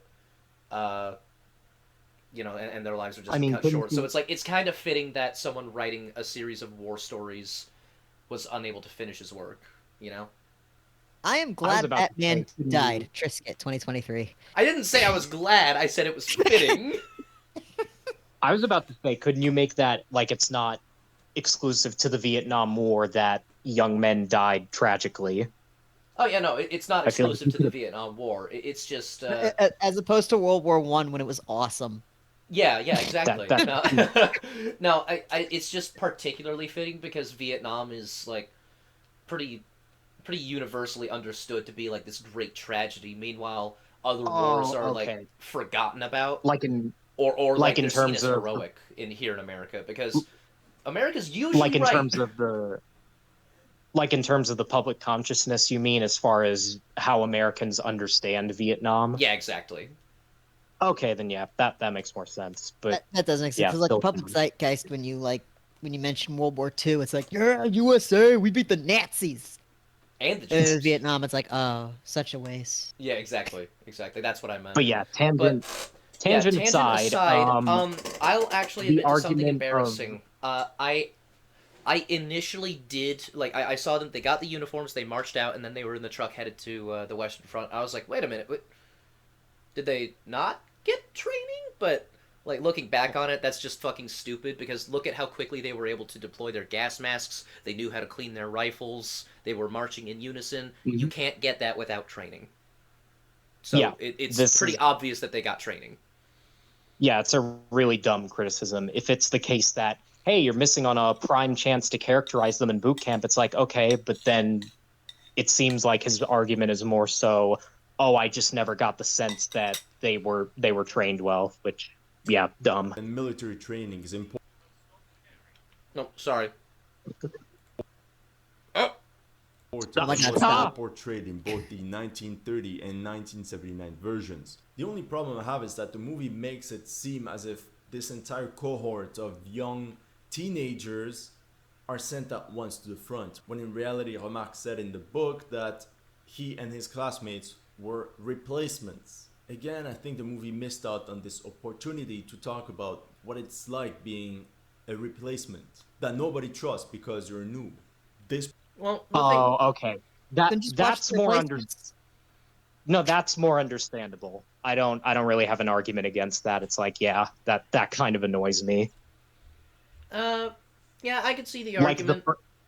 like he's talking about how them being sent out at all is framed in terms of what the characters think about it. So yeah, I don't have a defense against that. Well, I will say, however, that well, actually, it could have actually helped the point of the movie by having that. Because I was gonna say that like the whole point is that the movie is largely from Paul's POV, except for the Erzberger scenes where they talk about the Treaty of Versailles. It was the Treaty of Versailles, right? Yeah, exactly. So being from Paul's POV, he only really hung out with like his four friends and Kaczynski and Tjaden. That was about it. So Hmm. he probably didn't give much of a shit about what others thought. He was only there for like a year. Well, year and a Hmm. half, but still. And as far as he is concerned at this point, he's young, energetic. He's gonna go out there and he's gonna march right on into Paris and save Germany and save the world. But that illusion very quickly dies during the first bombardment, and after that, it's Yeah, just kind of like a long, dull drone of just the same shit over and over. So I think mhm. that the film still gets the point across, but I will admit it's possible that the film could have been helped by having someone mistrust him because it's like, oh, you're just a newbie, you don't know what the fuck you're doing, and then Kat coming in and helping him, being like, hey, you're a newbie, so I actually know, that Mhm. you guys need help. I'm not gonna treat you like shit, and so then that would be why Paul got so attached to Kat.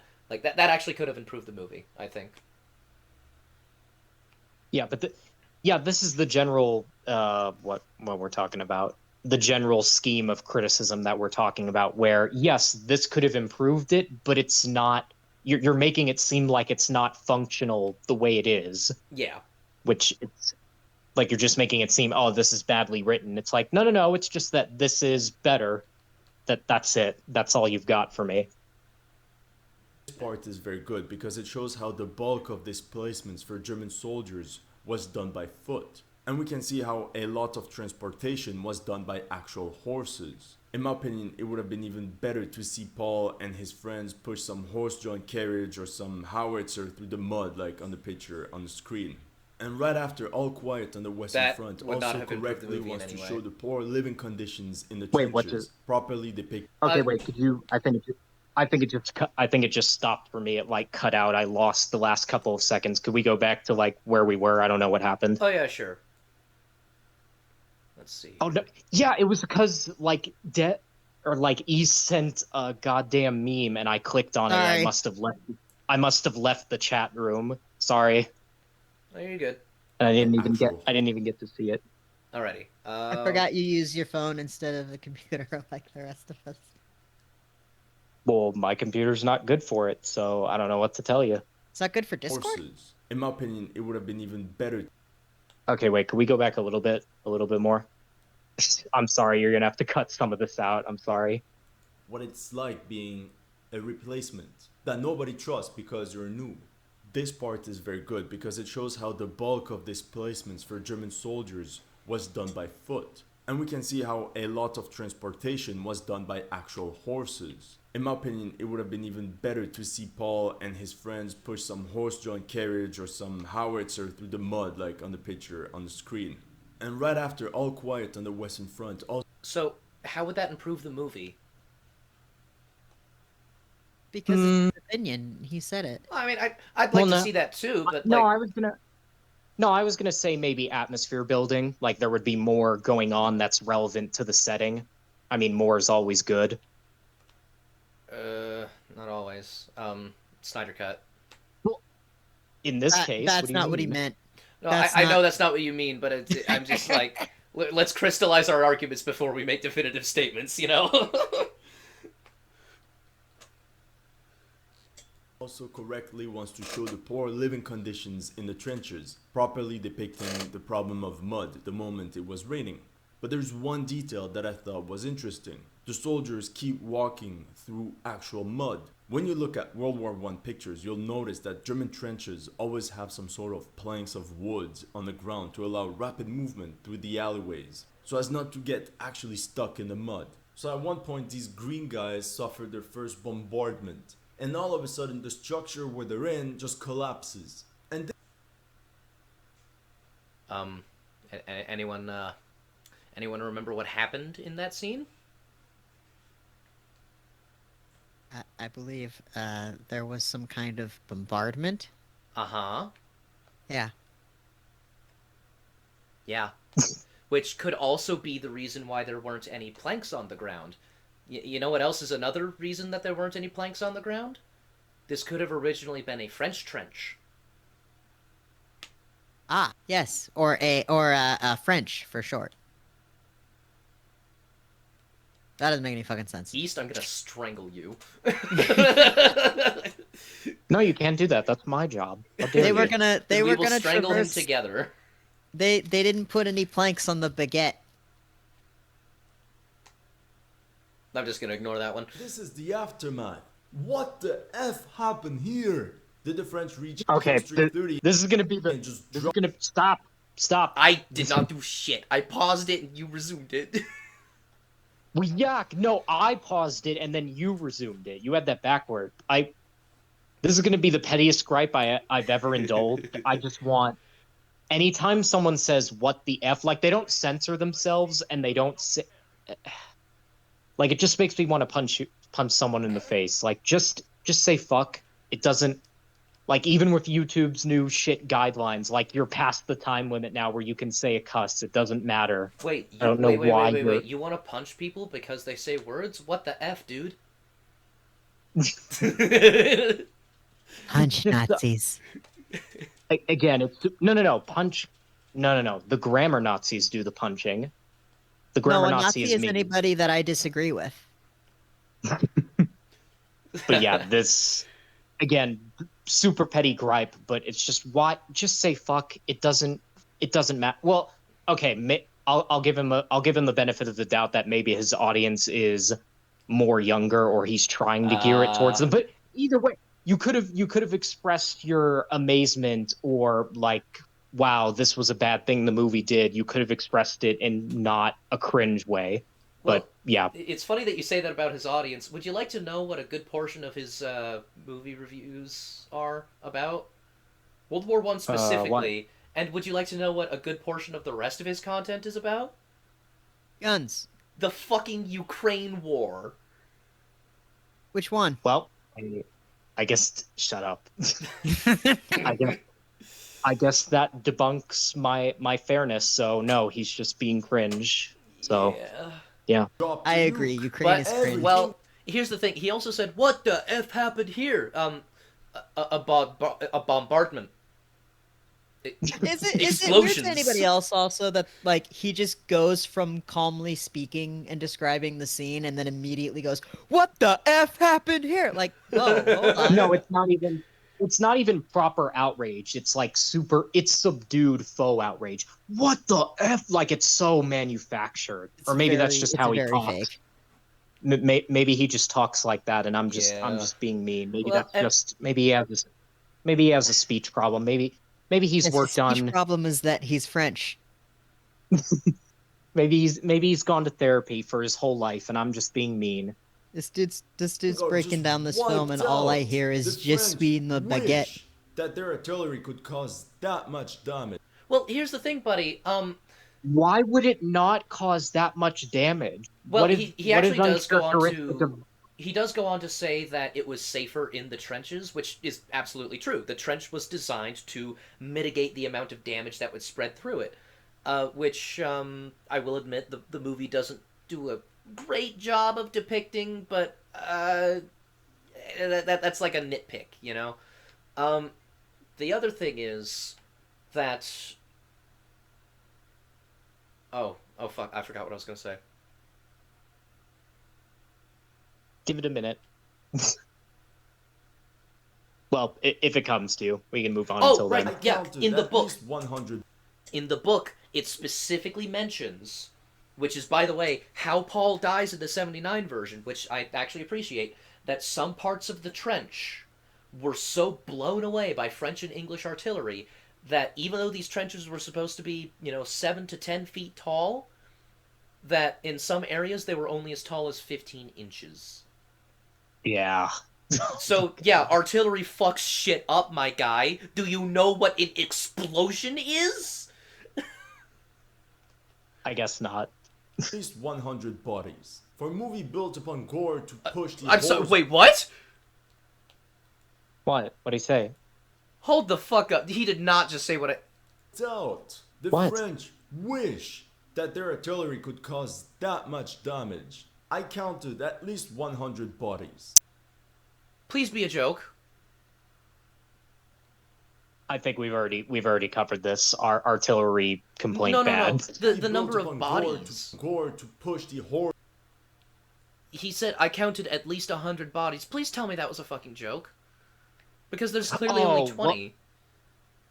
Well, to be fair, it might be that there's some other frame that he didn't show, but Well, yeah, then there it's are like, well, why? other frames, but like the combined total in all those is not 100, I don't think. Well, no, yeah, this is just a case of why didn't you show better visual evidence? You're in the editing chair, just give us a better example. And either way, your complaint is still really dumb. That their artillery could cause that much damage. I counted at least 100 bodies. For a movie built upon gore to push the horrors of war, this scene seems pretty cartoonish. Whoa, the horrors of How- war? This is news to me. I didn't know that those were a thing. What about it is okay, so the basis for the cartoonish complaint is I'm guessing the artillery did too much damage. How is that Well, like if you're going to complain about it from a logistics perspective, like, oh, there should not be this much damage to the structure, there should be fewer dead people, like, okay, it's still pretty stupid in that sense, but you know what, even if we were to give that to you, that's just scale. That's not. What about the tone of the scene or the way characters react or the way dead bodies are just arranged? Like, what about that is cartoonish?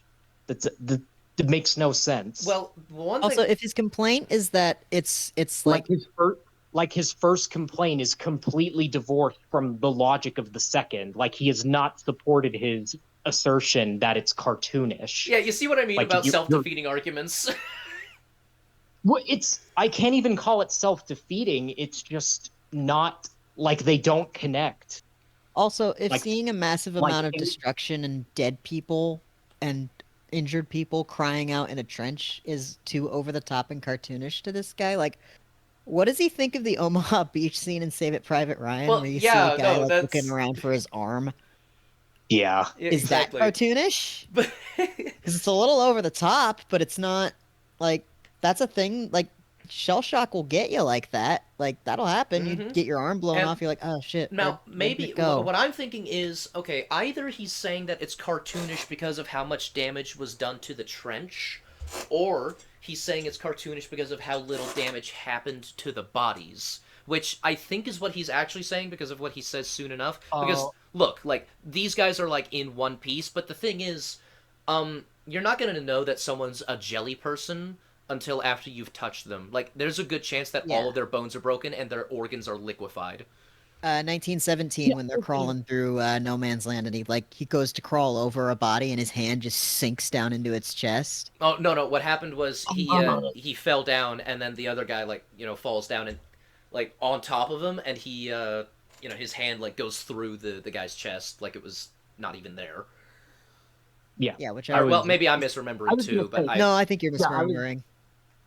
Yeah, I was going to say, like, if that's the basis of the complaint, then it's a bit better, but not much. Like, yes, artillery could very well just completely blow you to bits so that all that's left is, scattered flesh and bone.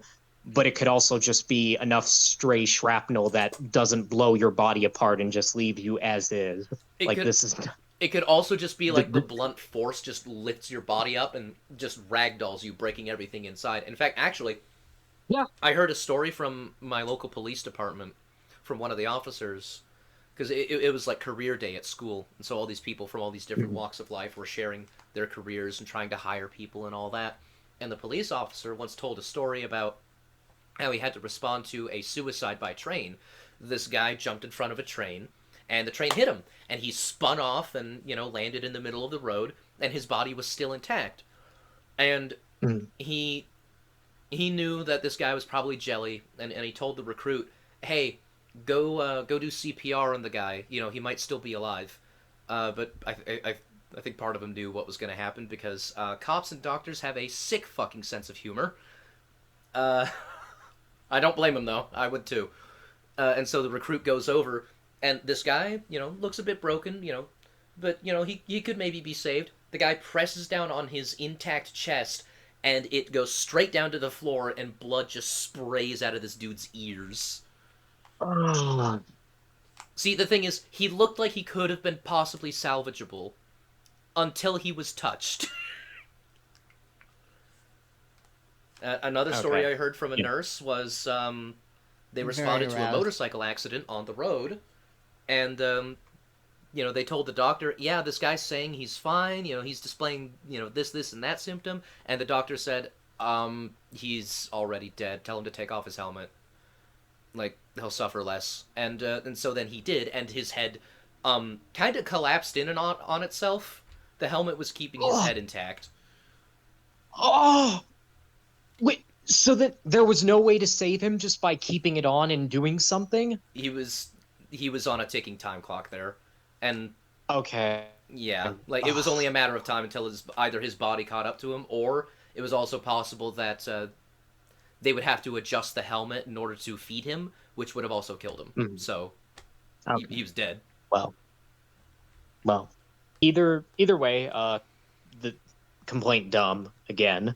The Yeah. bodies are intact in plain sight. In reality, after a bombardment, Remarque spoke of distorted faces, arms and body parts sticking out, wounded men in the mud crying for help. He wrote, beside me a lance corporal has his head torn off. Blood spouts from his neck like a fountain.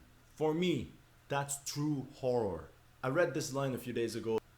Okay, that's again minor point. It's not equal. It's not less Well, I guess it is, but it's still horrifying enough to see that many people, that many young men just laying there dead after an artillery barrage. So again, this is another case of yes, this was done a bit more effectively in the book. It was more visceral. I completely get it, but this is not you. You're not you're not explaining how it's not horrifying enough to see that. In fact, earlier you said I saw at least 100 bodies. Like that's not horrifying enough for you to go, oh, okay, no, this sells the moment of how dangerous and how you know really terrifying trench warfare is, but because it doesn't have enough of that gore, that suddenly it makes it bad. Yeah. It's Also, mark the difference. The book is, from what I know anyway, is far more POV from Paul's perspective, whereas the film is like giving a more general overview of the battle sequences. I don't know if that's a defense. You could still show that kind of gore even if it was more general. Yeah, okay, fair. Yeah, the Pacific does But that in a lot of scenes actually. but yeah, either way, still dumb. And it still sticks in my head. Imagine what it must have been like. Well, actually, here's another thing to counter that. In the 1930 movie, when the French are charging and they're just getting mowed down, there is not a drop of fucking blood because it's just actors like standing up and then like holding themselves and then falling over because it's a 1930s movie. Like, what the fuck else are you gonna do? But I'm still like sitting there and I'm just like, Jesus, like that's just like that's an absurd amount of death. That's kind of upsetting in a way. Yeah. Like it's effective enough. It does the job. Exactly, and that scene is less bloody than this one, and it's still But I pretty bet damn people effective. Yeah, but I bet he wouldn't complain about the 1930s film. Oh no, he doesn't. To my memory, in fact, he actually praises it on several occasions, if I'm remembering correctly. Although I could be confusing that with the Yeah, so March this video. is It has been about a month since I've seen this. You yeah. know, if the To 1930s one were experience directed by this, Akira contrary to Kurosawa, popular he belief, probably would have had the actors actually get shot, like he trenches did were in the Throne of Blood. safest place to be during a bombardment. You have two choices, either being in the open or digging in. And this strategy is so That doesn't change the fact that if a shell lands on you, you are fucking done. Yeah. efficient that it's still being used in Ukraine today. German trenches were also notorious for being extremely well built. Huge sections were reinforced with concrete, and they could easily endure shelling. I also think that the Netflix version So, or do we have to explain what an explosion is? Yeah, don't get me wrong. Concrete's pretty fucking durable, and it would be able to withstand a lot of the explosions. But there are a myriad of different types of explosive shells, and I've actually seen a picture. It was from a battle where the British had dug underneath this fort, and they put like tons, literal tons of TNT underneath the fort, and they blew it up, and the explosion was so massive that it registered as an earthquake in Sweden. Oh, I think I might have heard about And this. Yeah, we that's actually cool. see pictures of the aftermath where the trench had closed in on the German troops and just crushed them to death. I don't remember there being any concrete in those images, though I could be wrong. Um, do you want an answer to your question, by the way, Trisket? Which question was it? An explosion is a rapid expansion in volume associated with an extreme outward release of energy, usually with the Eek. generation of I'm high getting my temperatures gun. and I'm release of getting high my pressure gun, E. gases. I Supersonic am lining up explosions my created by high shot. explosives are known as I have you detonations in my and travel through sight. shockwaves. I have you in my sight. of All Quiet in Front is so over the top regarding the death of Paul's friends. We don't know what happened to his friend Franz. The first one dies after an atomic bomb blasts away German positions and somehow still manages to die from a headshot. In this Because there's this thing called shrapnel. I have a definition for that too. Hold on. Let me. No, Don't you? we're not doing no, that. no. You've exhausted the bit. next scene, they go out of their way to show how the French were merciless, taking no prisoner at all. When we know it's pure BS, over 400,000 Germans were captured by the French. And how many millions were killed? So Also, here's the thing. That okay, scene was immediately maybe after. now I'm I'll let maybe you go. now I'm starting to get maybe now I'm starting to get what you mean by self-defeating, because earlier, like the entire point of his last criticism, it's like a stacking effect, is that it's not brutal enough to show how, bad trench warfare is and how awful it was on this front during this period. And now when there's a scene that goes against historical accuracy, to be fair, showing how brutal it is, now he takes issue with it for a completely different reason. Well, see, here's the thing. Even though again it's the kind of historical inaccuracy that, to my understanding, doesn't affect the movie or the story in any way. Well, yeah, because like if Albert did get captured, he's still out of the story at that point.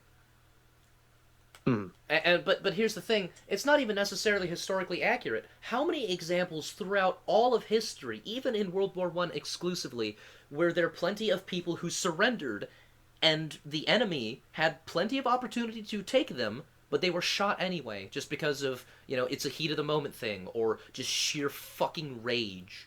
Because like keep in mind the context of that scene.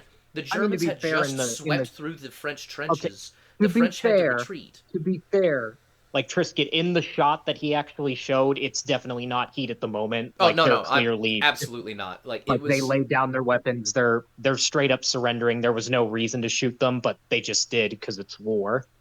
Yeah, no, I'm not saying that it was heat of the moment. I'm just giving like other examples. But they're absolutely. Here's the thing: put yourself in the shoes of the Frenchman there.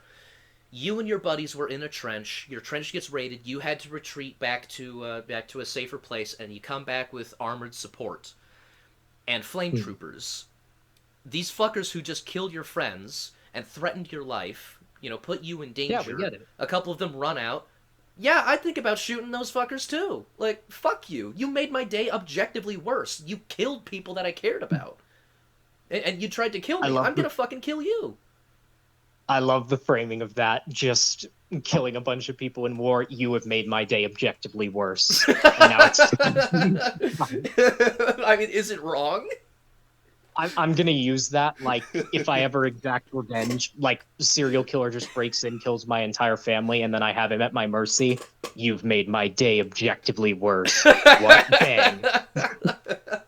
That's gonna be my last words to him. It's the fucking truth, though. So it's like, was it over the top in terms of its viciousness? Absolutely, but people did worse for less in every point of history. I have absolutely zero problems with them killing that guy. Yeah. These Well, German narratively. prisoners could reveal very important information. Now let's just burn them with a flamethrower. What information what? is a fucking Then the private other gonna one. give The you? war is over. Yeah, I was about to say, what important information? Like, what? I'm trying to think. Was there something in the book that established that they had information? No. Like they were told something by, their commanding officer or something? I don't think so. The only thing that I could think of was the time that they got a bunch of new equipment so that they could stand in front of the Kaiser. And Okay. I'm trying to remember Like, if it was yeah, the they're 79 in- version or the book, but one of the two has them have to give up the new equipment so that it could go somewhere else. So wait, does the Like- correct me if I'm wrong, did the officers, are they dressed differently than like the privates you just brought up, like enlisted men? Depending at what level they could be, because I don't know too much details about German uniforms in World War One, but I do know that throughout the majority of uniformed history, there would be distinctions on the uniform that would say, "Hey, this is a colonel," or a private, corporal, whatever. Usually, it would be either on the lower sleeve, upper sleeve, or on the collar of the uniform. Okay. Then I think it's fair to say they wouldn't particularly care about killing the lowly rank and file if information is what they're concerned about. Yeah, exactly. Like who cares? These fuckers Yeah, aren't who's gonna giving tell some us fucking anything. randy private who's clearly not even been here like 2 years? And even putting aside the soldiers, what information could you possibly get? Like, let's say every single soldier that they killed was an officer. What do they know on this? Like, what has been established that they know is so important that, yeah, we definitely need to take a bunch of prisoners? Because I can't think of anything. Well, the thing is, you don't have to know that the enemy knows something. You could just take someone and be like, okay, so what do you know? And, like, interrogate them and torture them even to get information that they have. Sure. Like, you could do that, and maybe you should for moral reasons, I don't know. But, again, there's the fact that we've even had this discussion in the calm of our rooms, yeah, I have absolutely zero narrative issues with what happened, because, like, there's a good chance that none of this went through their heads, and all it was just, he's in the wrong uniform, fuck him. I would even say it didn't have to be anger. It could just be really calm, zoned out, like, oh, there's an enemy, whatever. Like, they don't even notice that they're surrendering in the first place. Or they do on the surface level of their minds, but it doesn't matter. It's like, okay, another one to shoot. Yeah, well, yeah, that could have been what it was. 1,000 Germans were captured by the French. These German prisoners could reveal very important information. Now let's just burn them with a flamethrower. What the F? Then the other one. The war is over. He did it He's again. alive, and he kills himself by stabbing himself in the neck with a fork. Oh my god, it was super gore and so unnecessary. Oh, the gore is bad. He's so inconsistent. Yeah, now I get what you were talking about with self-defeating. Also, Unnecessary, sure, in the context of the book being better, sure, but Well, even in just like the standalone context, yes, it was an unnecessary death, but the thing is, uh, there was a lot of reasoning behind it that you would understand even just having watched the movie in complete isolation. My mom and I did, and then here's the thing: I did a bit more research on the topic. Um, did you know that back then people who had less of their body were seen as lesser people? mhm. So, yeah, this man was literally like, "Oh, my life's over. Fuck it. Oh well, I mean, I was gonna my say, life's over anyway. May I mean, as I was well, gonna say, not suffer through it." and if it's built up, then it's not. I Which guess it it depends on how was. you're defining unnecessary. Because, like, to my understanding, if something is built up, then you gotta put a lot of effort into explaining, well, why does that build up not matter? Why is it unnecessary? And I don't think he's gonna do that. Yeah, Is because this some he's sort of not a critic. sadistic He's a horror movie? historian. And lastly, Air Paul's quotes. closest friend, Kat, dies because of some kid shooting him in the stomach. So lame. I disagree. Okay. I disagree because it's the consequences of his own actions that's very narratively satisfying, actually. But hey, I'll give this guy Mhm. credit. He didn't say that it was just some random kid like Arch did. That is, yeah, Arch actually said that that was just some random kid and not the son of the farmer that he had been consistently stealing from. And then he like pointed out, "Oh, the kid's got a Goldfish shaved memory. head and his clothes are striped. Is he supposed to be like a Holocaust survivor? And what's with that little star thing on his lapel?" And East just pointed out pretty aptly and simply that it's a button. Yeah, Yeah, that so was a bad de- video. depths of depths of retardation definitely could get worse than this. Oh yeah. Anticlimactic. Of all the ways soldiers could have died during World War One, they had to pick the most random ones. And the same But goes it's for not Paul's death. random. After choking and drowning Hey, so, you know how I defended the guy and said at least he didn't say that it was random? Well, I forgot that he said that it was random. blood, he dies from being stabbed in the back. I honestly felt nothing. How can I feel empathy for someone that spared no one? Overall, I feel the ending it's less. Did you. Huh? So, okay, first of all, do you not remember either of the times that he got killed someone in close quarters combat? There was the one guy that he killed with the shovel, or well, maimed with the shovel, and someone else killed. He paused because he couldn't go through with it, and then there was Duvall, who he cried over. Yeah. Like, even if those scenes weren't there, there's still just the whole basic human thing. Like, we call that empathy. Like, Jesus Christ, man. Tragic, less emotional compared to the ending of the 1930 and 1979 versions. But I was still hopeful for the movie to bring something good. This scene behind me. By the way, I pointed out in the movie, but I want to point out it's the fourth guy from the left here. Look at how he's standing. He has to What's wrong with them? he has to stand on two separate benches. Yeah, you pointed that out when we were Yeah, watching I it. know. I just think that's funny. Although I will admit the guy here, he actually does point out a very legitimate flaw with the movie. Right here. Me is the reason why I love this movie so much. You see a squad of German soldiers lined up. They all have the proper rifles, the proper uniforms. They're also covered in mud. Excellent. And I love this scene because it shows how poorly written this entire movie is. Take a look at this line of barbed wire in front of them. You can't go through it. Yet, a couple minutes later, poof, the barbed wire line is gone.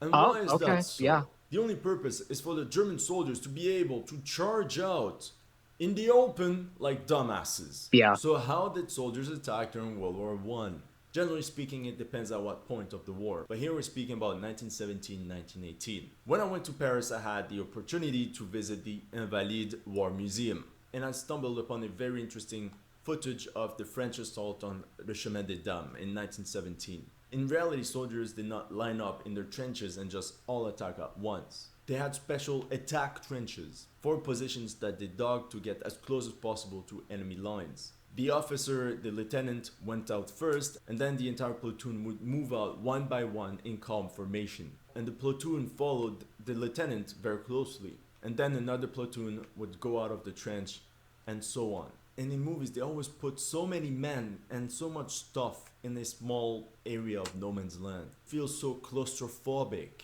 In reality, soldiers faced something like emptiness around them. They were surrounded by nothing. And most often than not, they were all alone. World War One, Except for, the men that were around them, like their platoon. Which, So, correct me if I'm either wrong, but way, isn't a platoon something like 20 men? I don't know. I don't care. But either way, that was a pretty good stretch of pretty solid criticism. Yeah, like, I don't think it affects 'Cause the I film's feel like, story, but it is a criticism. It's like, yeah, no, what you are saying is true, actually. well, because I feel like a lot of people would put it on the CinemaSins level of, oh, ha ha ha, bottle disappeared. But it's like, yes, because the bottle it's not making an impact in the scene. It's not like, the disappearing lightsaber from TLJ where it's like, no, no, no, this is something that a character is using, or it's how do I explain it? It's like here is an obstacle or an aid, and in this case, I guess the barbed wire would be both because it's preventing all the soldiers for all the Germans from charging all out at once until it just isn't, and it's just taken away, which is really stupid. Um, but even when he's talking about the logistics of what makes more sense in terms of trench warfare for how attack positions are created, like it's like that's the kind of historical accuracy complaint where I can look at it and go, well, okay, this is actually a case of yes, what would make more sense for the soldiers to do in a situation like this. So yeah, Yeah, basically I'm saying we finally got a solid stretch of complaint good. Nice job. yeah, no, it's good work. And I think the reason people think, oh, they climbed over ladders and went over the top, is because that's what they did earlier in the war, like during the Somme, which is a lot of that footage is what we see in the film They Shall Not Grow Old.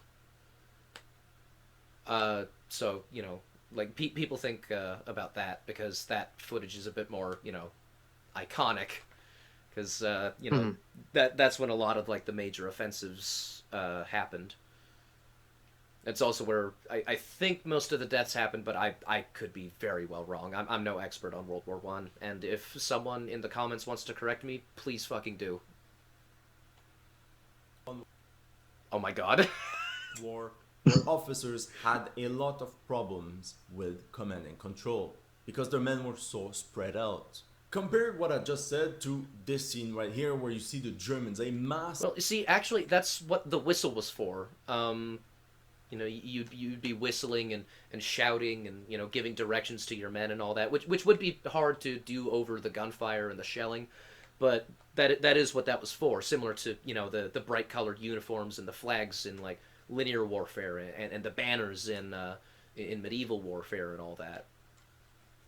Mm-hmm. So I mean, Soldiers still troubling, but forward hectically like zombies. In reality, lieutenants would have whistles to make their positions known so their men could follow them. And the entire purpose was for every unit to actually maneuver throughout the battlefield, avoid strongholds, attempt to flank enemy positions at their weakest spot. Now, if the Germans had barbed wire in front of their trenches, we can assume that the French have the same thing on theirs. How can this mass of zombie German soldiers bypass the barbed wire? The answer is a rolling artillery barrage. This artillery...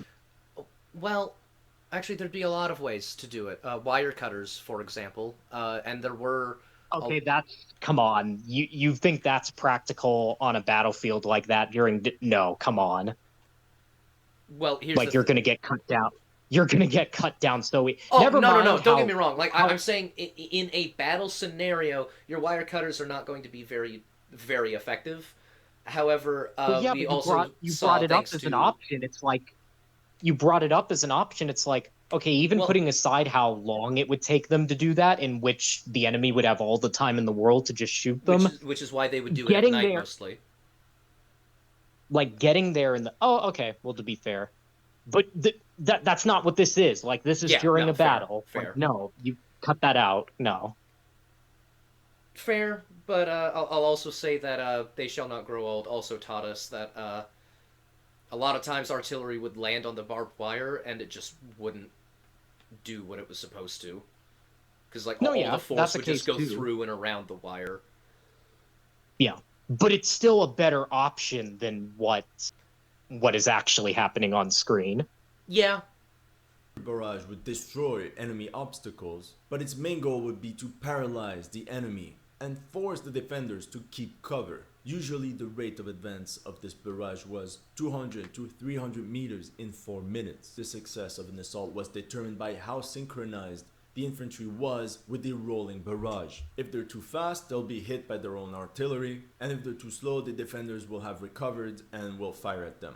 This is why officers played an important role. They would constantly look at the watch and either tell their men to slow down or to hurry up. The first line was composed of demolition squads, whose task would be to blow up gaps into enemy lines and throw lots of grenades into enemy trenches. Some soldiers would carry up to 16 grenades and they would just throw them one after the other. On top of that, every assault platoon was equipped with 2 light machine guns, whose crews would advance with the infantry and This is a provide way better direct fire history video support than if it is needed. a So film as you can see, criticism. Oh, contrary to absolutely. popular belief, it was the defenders that were really at a disadvantage during an assault. And what makes me so disappointed is that we have 100 years of material, of memoirs, of stories written. We know how it happened. Yet, movie directors prefer to just copy what other directors have done and they don't even check if it was accurate or not. It just looks cool. They highly Yeah, fair. I yeah, mean, that's even earlier in the discussion, I had talked about like, hey, Hollywood, stop making sword fights like Hollywood. Make them like actual sword fights, mhm. not only for the sake of historical accuracy, but because you're going to generate a hell of a lot more drama. So, like, I would be a hypocrite if I didn't look at this complaint and go, yeah, I got nothing for it.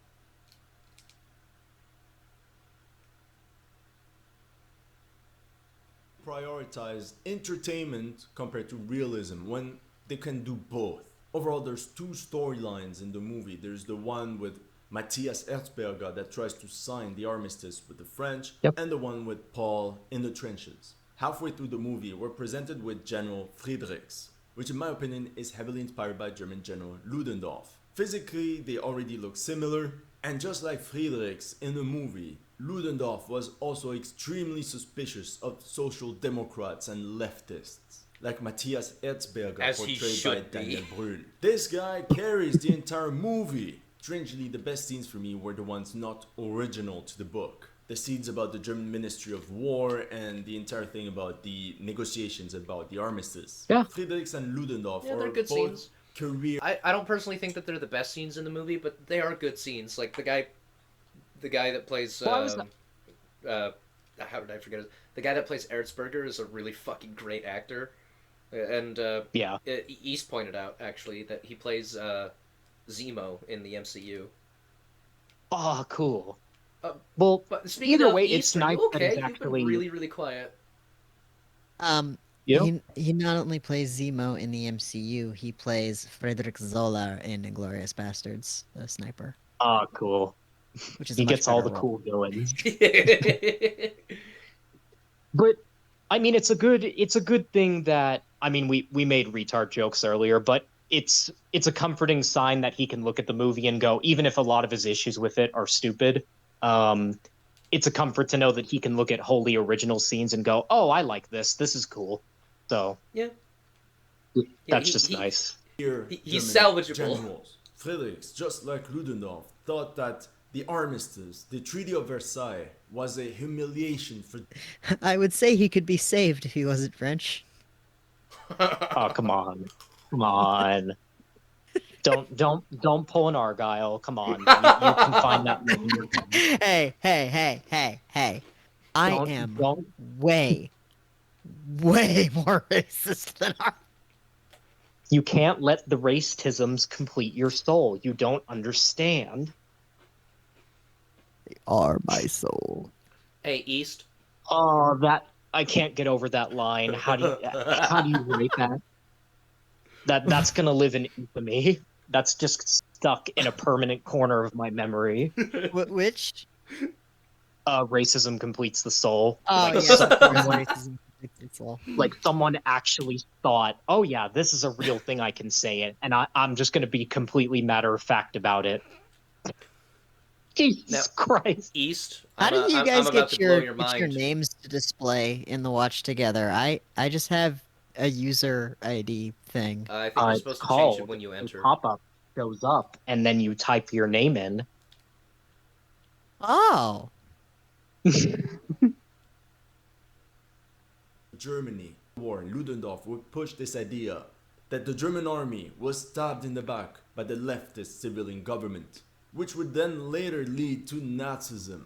However, unlike Friedrichs in the movie, Ludendorff was not a bloodthirsty general. In one of his memos on the 30th of March 1918, Ludendorff said, "The idea of compelling success by the employment of masses of troops must be absolutely eradicated. This merely leads to unnecessary losses.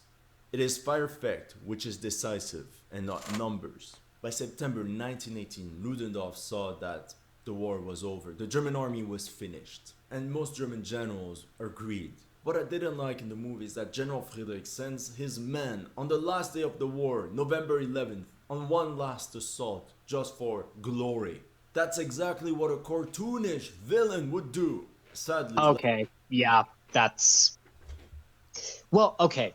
To play devil's advocate, because I actually kind of I'm on his side here. To play devil's advocate, it could be the case that you could make the argument, well, there are generals out there that, how do I say it, that bloodthirsty and that glory houndish that would do something like that.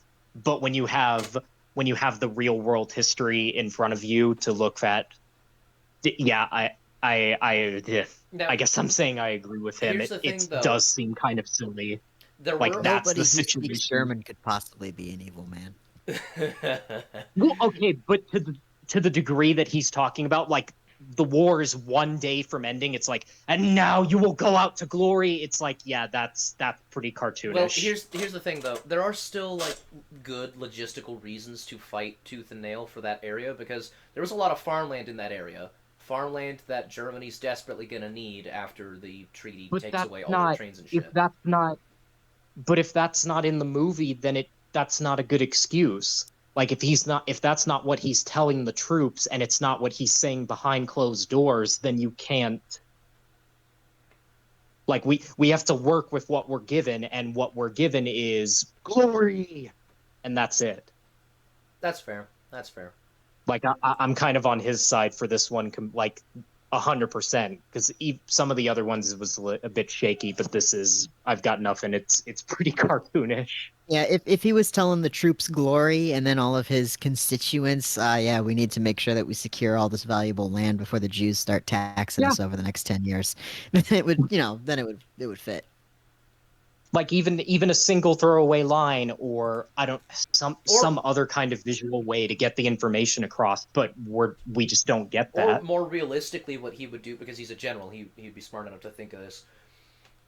He could, behind closed doors, be talking about like war and glory, like in that one scene with the other guy where he's having dinner, and then here he Hmm. could talk about like the farmland, and it's like there is farmland here. This land belongs to Germany. It is important land that will be very very important to us in the coming years. It's like Yeah, like yeah, yeah. It could be improved upon. basically it's a matter of framing a last push from being completely pointless and stupid and cartoon villainish to, hey, if I'm willing to throw away a few people's lives if it means we get a shot at acquiring this land right before the war ends. Like at least then there would be a purpose, there would be a logic behind it. Yeah, that's fair. like critical drinkers said, a character is only as smart as the person writing it. For example, in this scene, just like a stereotypical bad guy, he watches the battle, the onslaught from the comfort of his manor. A one-dimensional villain. What the movie How is it? What? Um, We're back to stupidity again. How is you were doing so So well? here's the thing: commanding officers, specifically colonels and generals, it is their prerogative to watch a battlefield from a distance so that they can observe the battle and so that they can deliver orders and be safe enough to live long enough so that they can continue to do so. That is their Also, job. even if that wasn't the case, like even if it's not necessary for him to watch, how is that like cartoon villainish for him to watch a battle? Like He's a general. it's not like he's twirling his mustache or it zooms in on him like giving a slasher smile or something. It's just no, the fact that he watches this ruins the whole movie. Like, get out of here. No, it what? How is Whenever I that play StarCraft, I feel like such a villain for watching the troops that I send into battle fight. It's like, like oh yeah, man, better make sure that I Yeah, and that I wait, does win that mean this that like an evil fuck. does that mean that all the civilians who went to go watch wars during like the medieval and early modern period and all that, like during the Civil War, specifically during the first battle of Manassas, Such a good everyone battle. thought, oh, it's just gonna be a quick war. Everyone's gonna tussle each other up, and then it'll all We're be gonna have a settled at the picnic. end. People went to go watch the battle, and then they were like, Come along, kids. We're gonna sit up and have peanut butter jelly sandwiches while no, we watch the soldiers unironically, smash people this out. And then Timmy catches the fucking stray round to the fucking No, forehead, and they're like, not quite. But "Hey!" unironically, people would set up fucking picnics to watch the battle, and then they'd be like, Yeah. "Oh, this is so exciting!" And then they would see people dying horrifically, and it's like, "Oh."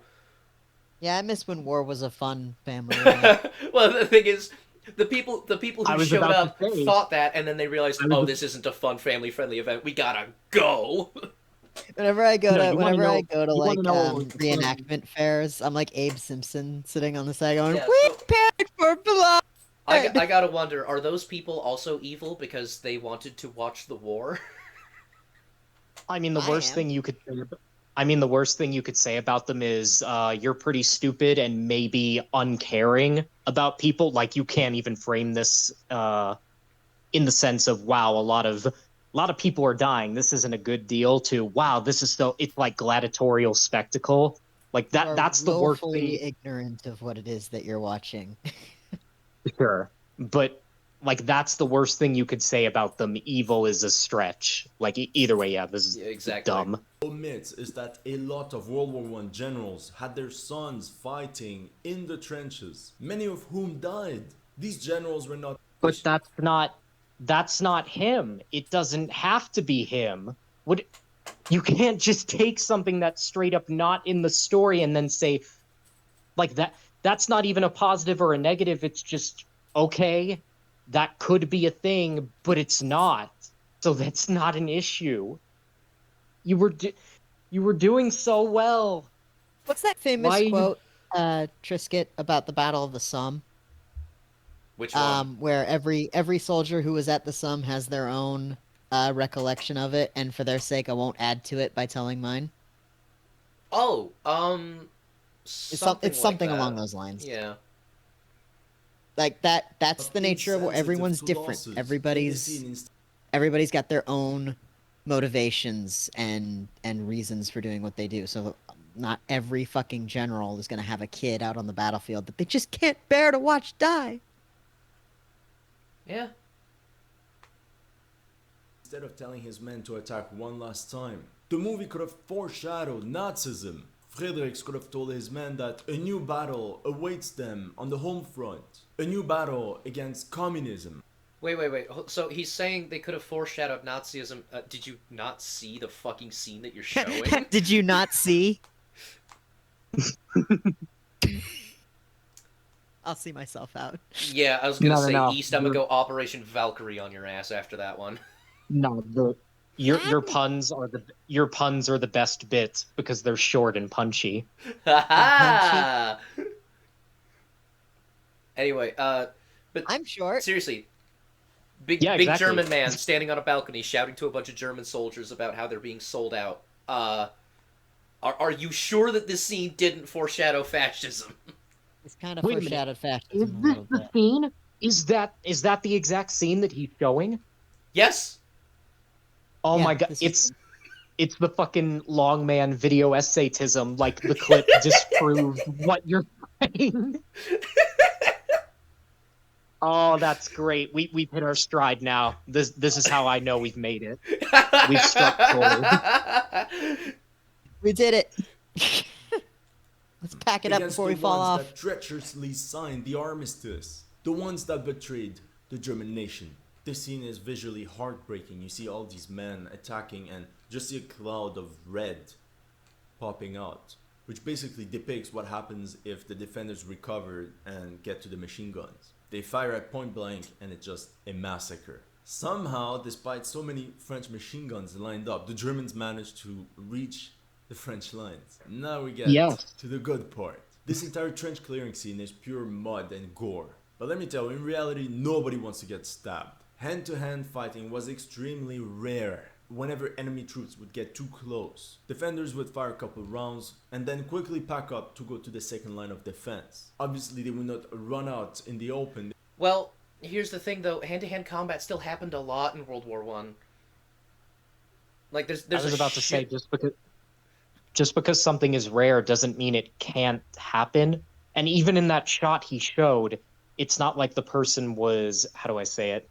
It's not like the French soldier was standing up and charging, like ready to do hand-to-hand battle. He's just like leaning up against the trench and then he gets gutted. Like that's it. Yeah. There's also, again, They Shall Not Grow Old. A great fucking resource, by the way. Because it's basically about... it's narrated by the veterans of World War One, just describing their experiences. Like, it's such a great fucking movie. But, I saw it in theaters. yeah, same. They actually describe close quarters combat, and some of it does get hand to hand, and they're grabbing other guys, and they've got like clubs and shovels and stuff. Most of the close quarters combat was just like shooting people who were running away, but a lot of it did devolve into just savage, brutal killing. With whatever you could find, shovel, grenade, anything. Mm-hmm. Because, well, that's war. Trenches that would link the first and second line. You were not there. How do you know this? Eric Maria Remarque said it himself. No one. The forward. Well, You don't need a straw man to establish. No one is making the argument. You weren't there. How can you talk about historical accuracy? well, Like it's obvious where you got. It's obvious where you got your resources from. That's not what we're taking issue with. let's be fair. Let's be fair. There are people dumb enough to say that. So No, let's be I don't. fair. Well, then you shouldn't take them seriously. Like that can't be anything other than a minority. Like They don't give I'm them not. a platform by mentioning them. Yeah, exactly. I'm not willing to consider that as anything but a really terrible, ill-considered straw man. Stupid Well, people are like Twitter. uh, If you don't look at them, they're not real. Exactly. I think honestly Trenches it's have that been- he wants to move into a point where he's able to like show like the evidence for what he has, but he just couldn't think of a good transition, and so it's like Well, then just you know don't have a transition. All of his other bits when he's talking about yeah the real world history behind trench warfare, he just jumped into it. He didn't need a yeah stupid straw man transition. I'm trying to be fair to the guy, but he's making it really hard. Been abandoned. We make for the rear. The machine guns are already firing from the next position. We crouch behind every corner, behind every barrier of barbed wire, and hurl heaps of explosives at the feet of the advancing enemy before we run. At least we reach a trench that is in a somewhat better condition. It is manned and ready for the counterattack. And this scene in the movie could have shown that. As the French troops get closer, an officer tells Paul and Kat to pack up the machine guns and take as much ammo as possible, as they're all withdrawing to a second line of defense. Sadly follows yet another uncoordinated hectic run across the no man's land.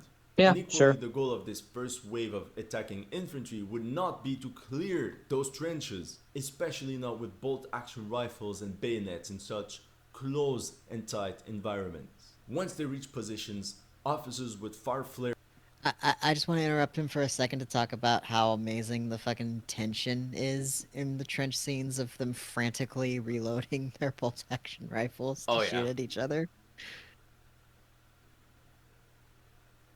Flares up in the air to signal that the position has been reached, and then the officer's role was to quickly gather his men and push as far as possible towards the second line of defense to avoid the defenders from regrouping. The neutralization of the strongholds left behind was carried out after the assault by the second or even the third wave. More often than not, they would encircle the strongholds and just hurl dozens of grenades at it. And more often than not, this is where the defenders would simply surrender. This scene has a lot of good to it. It's an excellent portrayal of what adrenaline in combat during World War I could have looked like. And it's very similar to what's described in the book. During an attack, Remarque said that he and his friends were like automatons, having lost all feelings, savage and raging, and ready to kill. Remarque then talks about some hand-to-hand fighting with shovels and spades and stuff like that. Honestly, I don't even know if Remarque actually witnessed such events. He finds himself at the front in June-July 1917. At one point he has to carry his best friend out of enemy fire,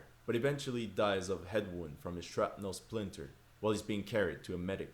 And we see that this scene is in the book. A few days later, Remarque was himself injured by a grenade explosion, with splinters in his neck, left knee, and the right wrist. He then spends the rest of the war in a hospital in Germany. We don't exactly know what type of combat action he witnessed during the war. The story he wrote is fiction, and it's very possible that it's some sort of gathering of all the stories he heard from other wounded soldiers in the hospital, who probably told him imaginary battles about bayonets and choking and hitting with shovels. And since he didn't witness it, he just took it for granted. Also recall how Éric Maria Remarque wrote the novel in 1928, 11 years after his experience at the front. So it's very obvious that the story he wrote was tainted by a decade of post-war pacifism. What's ridiculous is... I don't know about that one.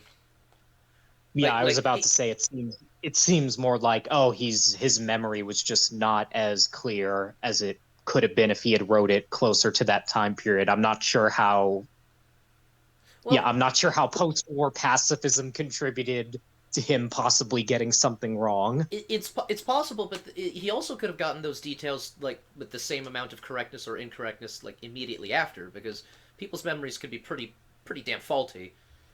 But it could also be the opposite case, where it's one of those things that stays with you forever, no matter how much time passes.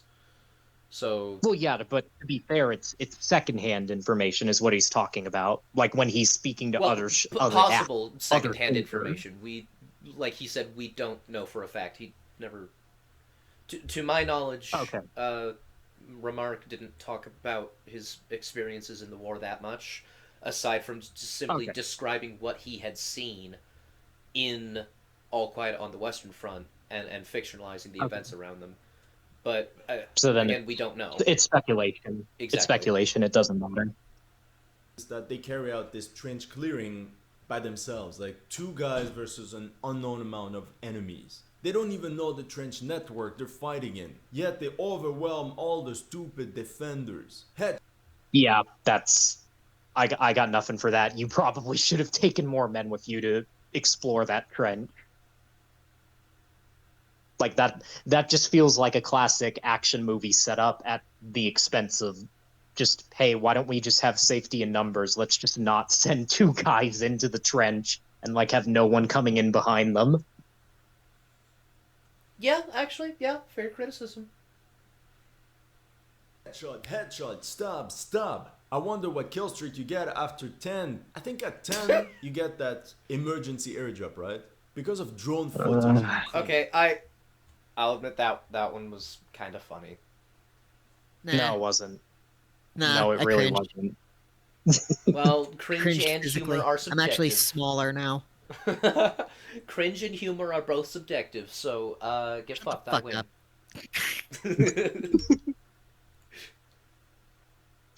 We see exactly how trench clearing is done. It's very coordinated, much slower. The attackers are very careful. Death awaits at every corner. And exactly because it's so slow, it was done by the second wave. Beautiful movie set, the aesthetics, the cosmetics are amazing. But there are things that I was like, what the... So this is the first line of defense. Why would the French have a bridge over their own trench? Why would they... Okay, so is that a... Because I'm not familiar enough to say, is that a problem that they just have a bridge there? I don't know. It allows this one guy standing on it to shoot down the trench line, but I don't think that changes anything. Um, no, I was gonna I say guess maybe I'm it would help I, with the tanks going over, but that's way too thin for a tank. So I was gonna say, yeah, it seems pretty stupid that because why would they even need that bridge in the first place if they're not because they could just climb over and then charge the opposing trench, so it's not. Yeah, yeah, I honestly think he's right in this one. The only reason that bridge is there is because, or at least it seems to be, is so you get that shot of the guy shooting from the bridge. Like it only helps out the enemy. I was gonna say maybe it could have something to do with shelter, but no, I've seen the way shelter is built in trenches. You dig into the wall of the trench, and that's where your bunks were. So yeah, Yeah. I They got have nothing. all the fire behind their lines and positioned at random, like it's not even a straight line. CGI fail. It's like my little cousin when he plays Wait, Age what? of Empires and he He said CGI fail. Well, yeah, but like before that, having all the I'm What are sorry, you talking I'm about? gonna take it back a sec because have a bridge over their own trench. Why would they have all this barbed wire behind their lines and positioned at random, like it's not even a straight line? CGI fail. uh, barbed wire. Well, yeah, he's saying Oh, why do you have okay, yeah, barbed yeah, no, wire? that might be a fair Actually, that criticism. I think that's even more stupid than the bridge. Holy, yeah, why would you have it covering?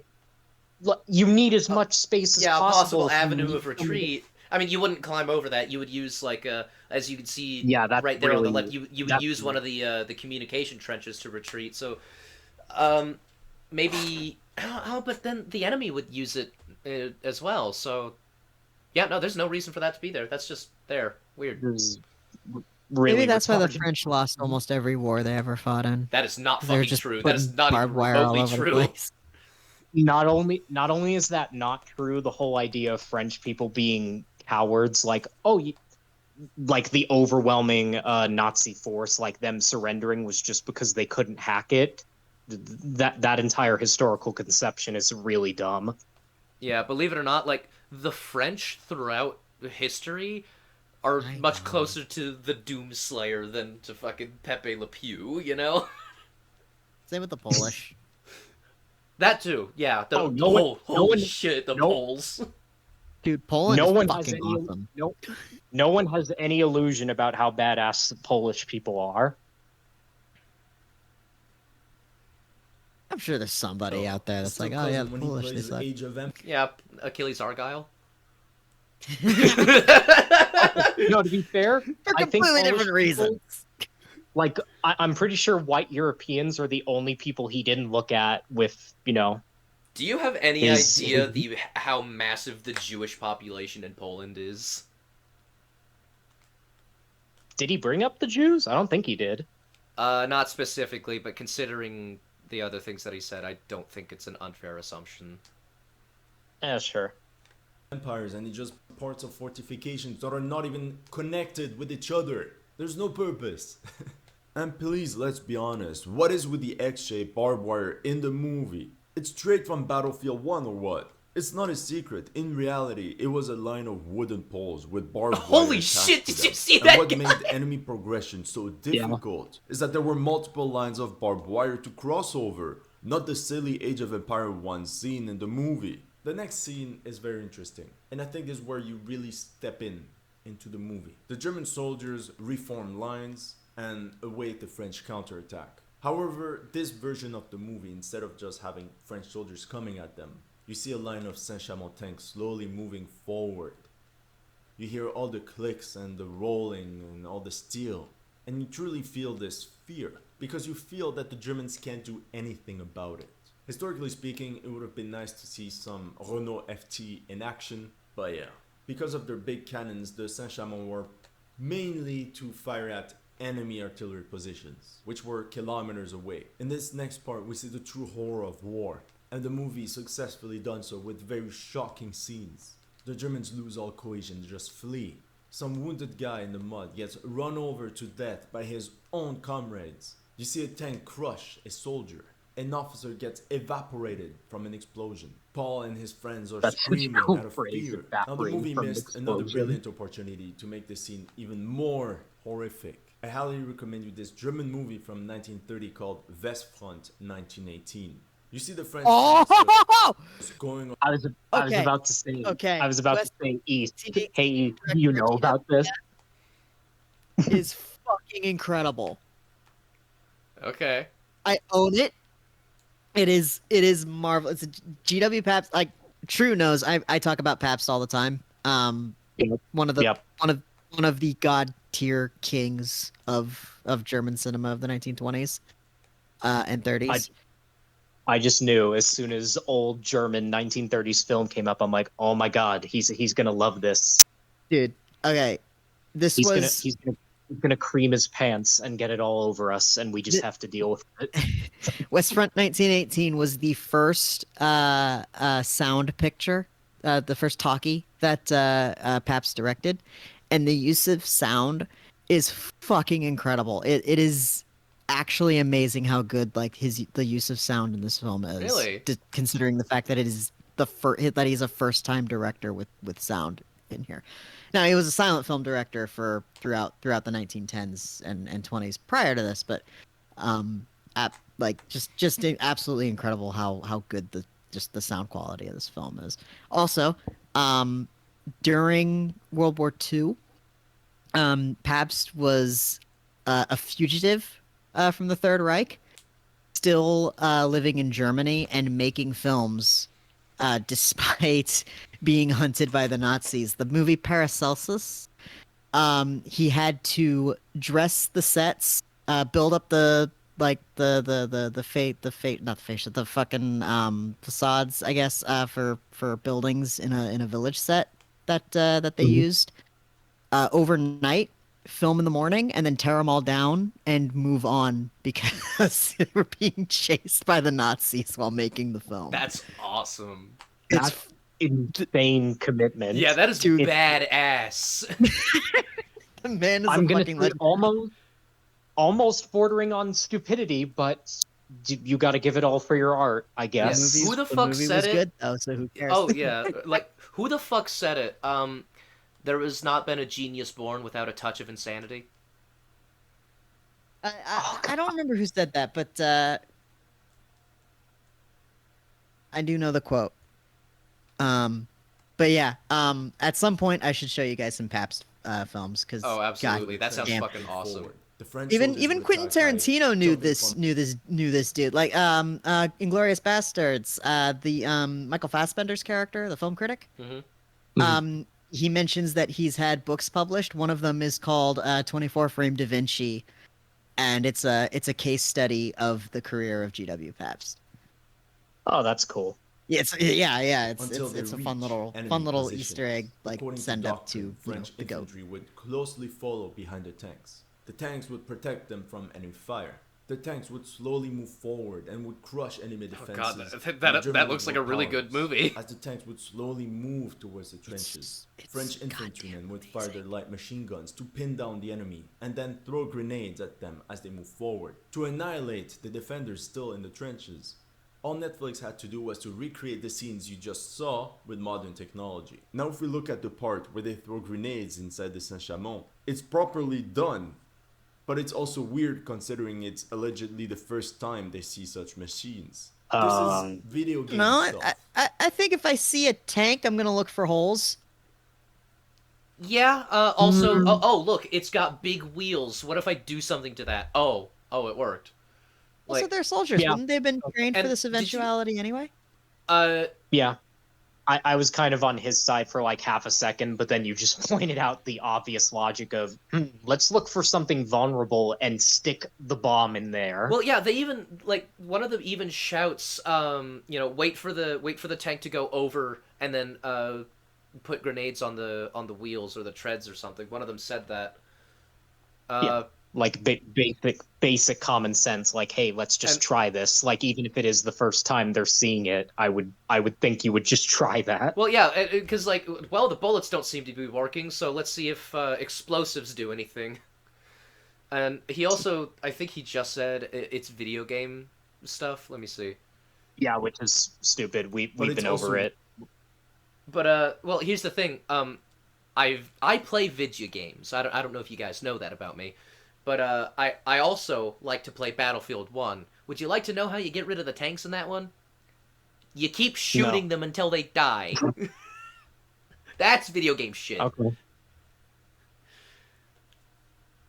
By the way, Trisket, Yeah.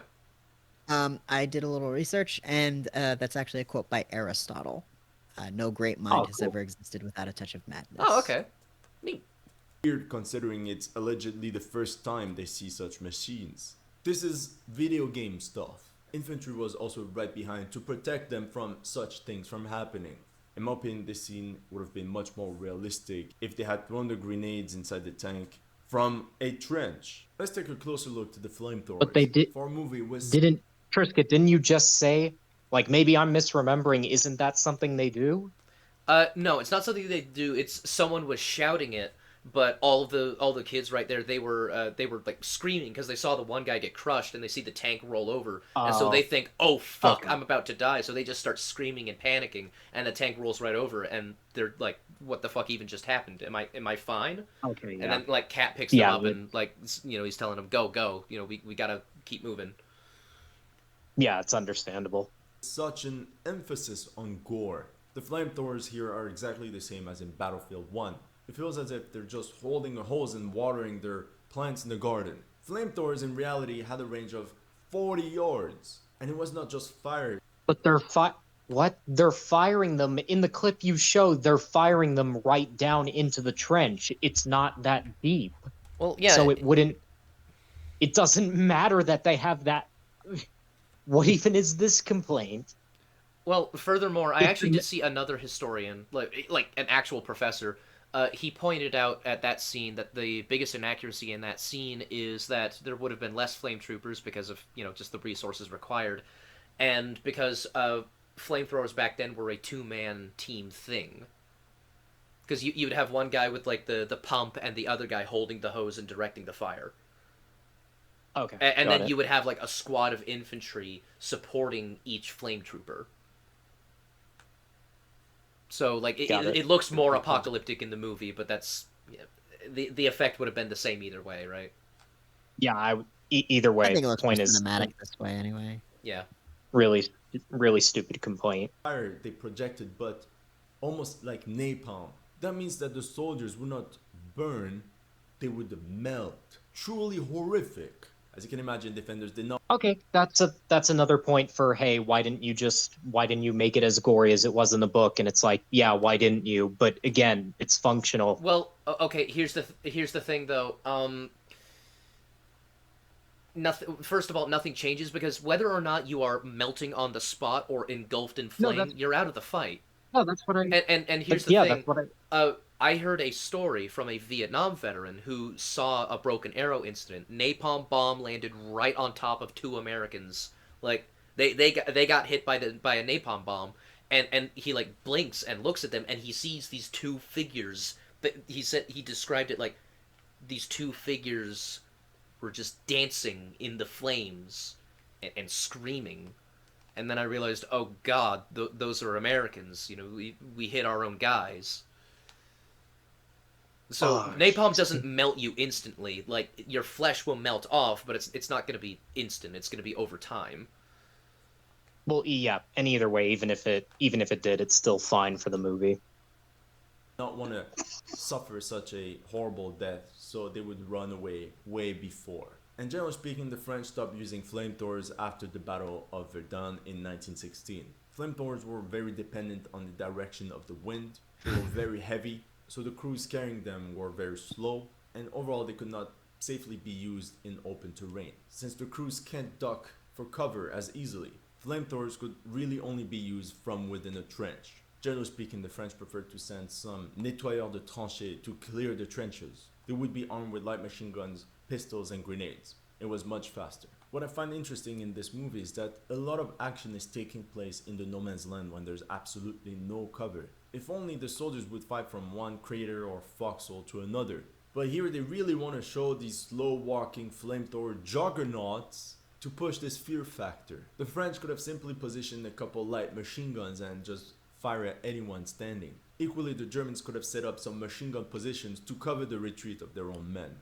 Overall, the Netflix All Quiet on the Western Front is not a bad movie, it's just that we didn't need it on the remake of already excellent movies. Director Edward Berger also tried to make 2 movies in one, but to achieve such a goal would have required multiple episodes to really flesh out all the characters. As for combat scenes, entertainment was largely prioritized compared to realism. That's all I have for you today. Let Okay, me know in the so comment section what he you thought gives of a my way analysis. more If you think it's reasonable subtle, make sure to like. conclusion than a lot of the other bullshit that he comes up, a lot of the other bullshit takes he comes up with for the video. Yeah. Like if you had just stuck with that conclusion, like, okay, that's the point I want to prove. Let's focus on that and not have, like, God, Mahler was right. You just gotta revise your scripts. Oh, Just absolutely, look at absolutely. Go over look at it over and over and over, and you gotta make sure that the people that you're doing it with are fucking smart and that they know what they're doing too. like look at anything that doesn't, how do I say it? Look at anything that doesn't aid in abetting, what you're really trying to say, and either cut it out or change it. But so that was nowhere near as bad as I thought it was, and in fact, it was kind of nice on when he's just talking about the history. It makes me go, "Oh, this is a nice history channel. This is cool." And then he starts talking about film criticism, and a lot of it is just really, really stupid Yeah. and inconsistent and poorly thought out. Yeah. Yeah. It's just, So yeah. but like I said, better than I thought. Like we got plenty of tisms, some really gold video game tisms. Those lines, like those are really, really bad arguments, but plenty of good stuff, plenty of relevant criticism. So yeah. All right. That's that video. Out of the way. I took the liberty of going to this gentleman's channel just to take a look at some of his other stuff and what else he's made videos on, and I'd like to show you guys the thumbnail for a video he has on a battle in the Russia-Ukraine war. I feel like it's well. Well, just look at it as soon as it comes through. Okay. Let's see this shit. It's coming. Don't worry, it's loading. And it's taking a very long time to load. Are you sure it's loading? It is! I'm looking at it. Okay. I see the progress bar. East, just tell us what is so terrible It's his about facial this expression. man. It's a facial expression he has in the thumbnail of this video. Okay. Where is it? Yeah. Oh, there it is. Oh, okay. Oh my god. Fucking clickbait. Ooh, worried face. Oh my god, he looks like a fucking Fortnite YouTuber. Yeah, I was about to say like Ali A or something. Yeah. Stupid like that. I expect He that even still face to around? be over like a 5 Nights LEA, at Freddy's. probably. Who fucking cares? He's dumb. So that was that video, and that was this thumbnail, which I'm assuming you're gonna like show all the dumb comments and then this really bad thumbnail in editing, because otherwise this is gonna. Yeah, I'm. Oh, yeah, hold on, I let would me hope see you if I did can switch over to. Let's see here. We're gonna have to cut a lot of this dead air out too, hold unless What are you on, it's talking not. about? It's great. It's evergreen content. So I think we call the recording here, like mission There we go. accomplished. Okay, there it is. But What am I supposed to be looking at? No, no, I was just gathering the video for the. Oh, he's gathered. Congratulations, you successfully gathered. Alrighty, so So we can call it silly. here, mission accomplished. Um, I guess so. Yeah, there's not Yeah, more, is there? mission No. accomplished. I guess. That was that was this guy's video on All Quiet on the Western Front. I don't want to be too hard on the guy because he was correct about a lot of stuff. It's just And also really, really retarded about other stuff. yeah, it's just I don't want to say stay in your lane because like clearly his expertise is not in film criticism, but yeah, you just work on your scripts and like crystallize your arguments, you know. Yeah, like Call just us. Reach out to us specifically, everyone. Please don't. I'm busy enough as it is. no, we can handle a guest. That's fine. Well, yeah, no. I'm saying like I'm perfectly fine with getting a guest on the show. It's just like I'm busy enough as it is. So if you're gonna like call me and be like, hey, Yeah. are my No arguments one is solid? actually gonna call you. No, I get it. He's not gonna call us, but yeah, even if he did, like, yeah, we're all pretty busy. Yeah. I'm not working on anything. But yeah, if You Mr. you have so much to be working on. I do. Lazy fuck. Mr. Fuck, what's his name? History Legends.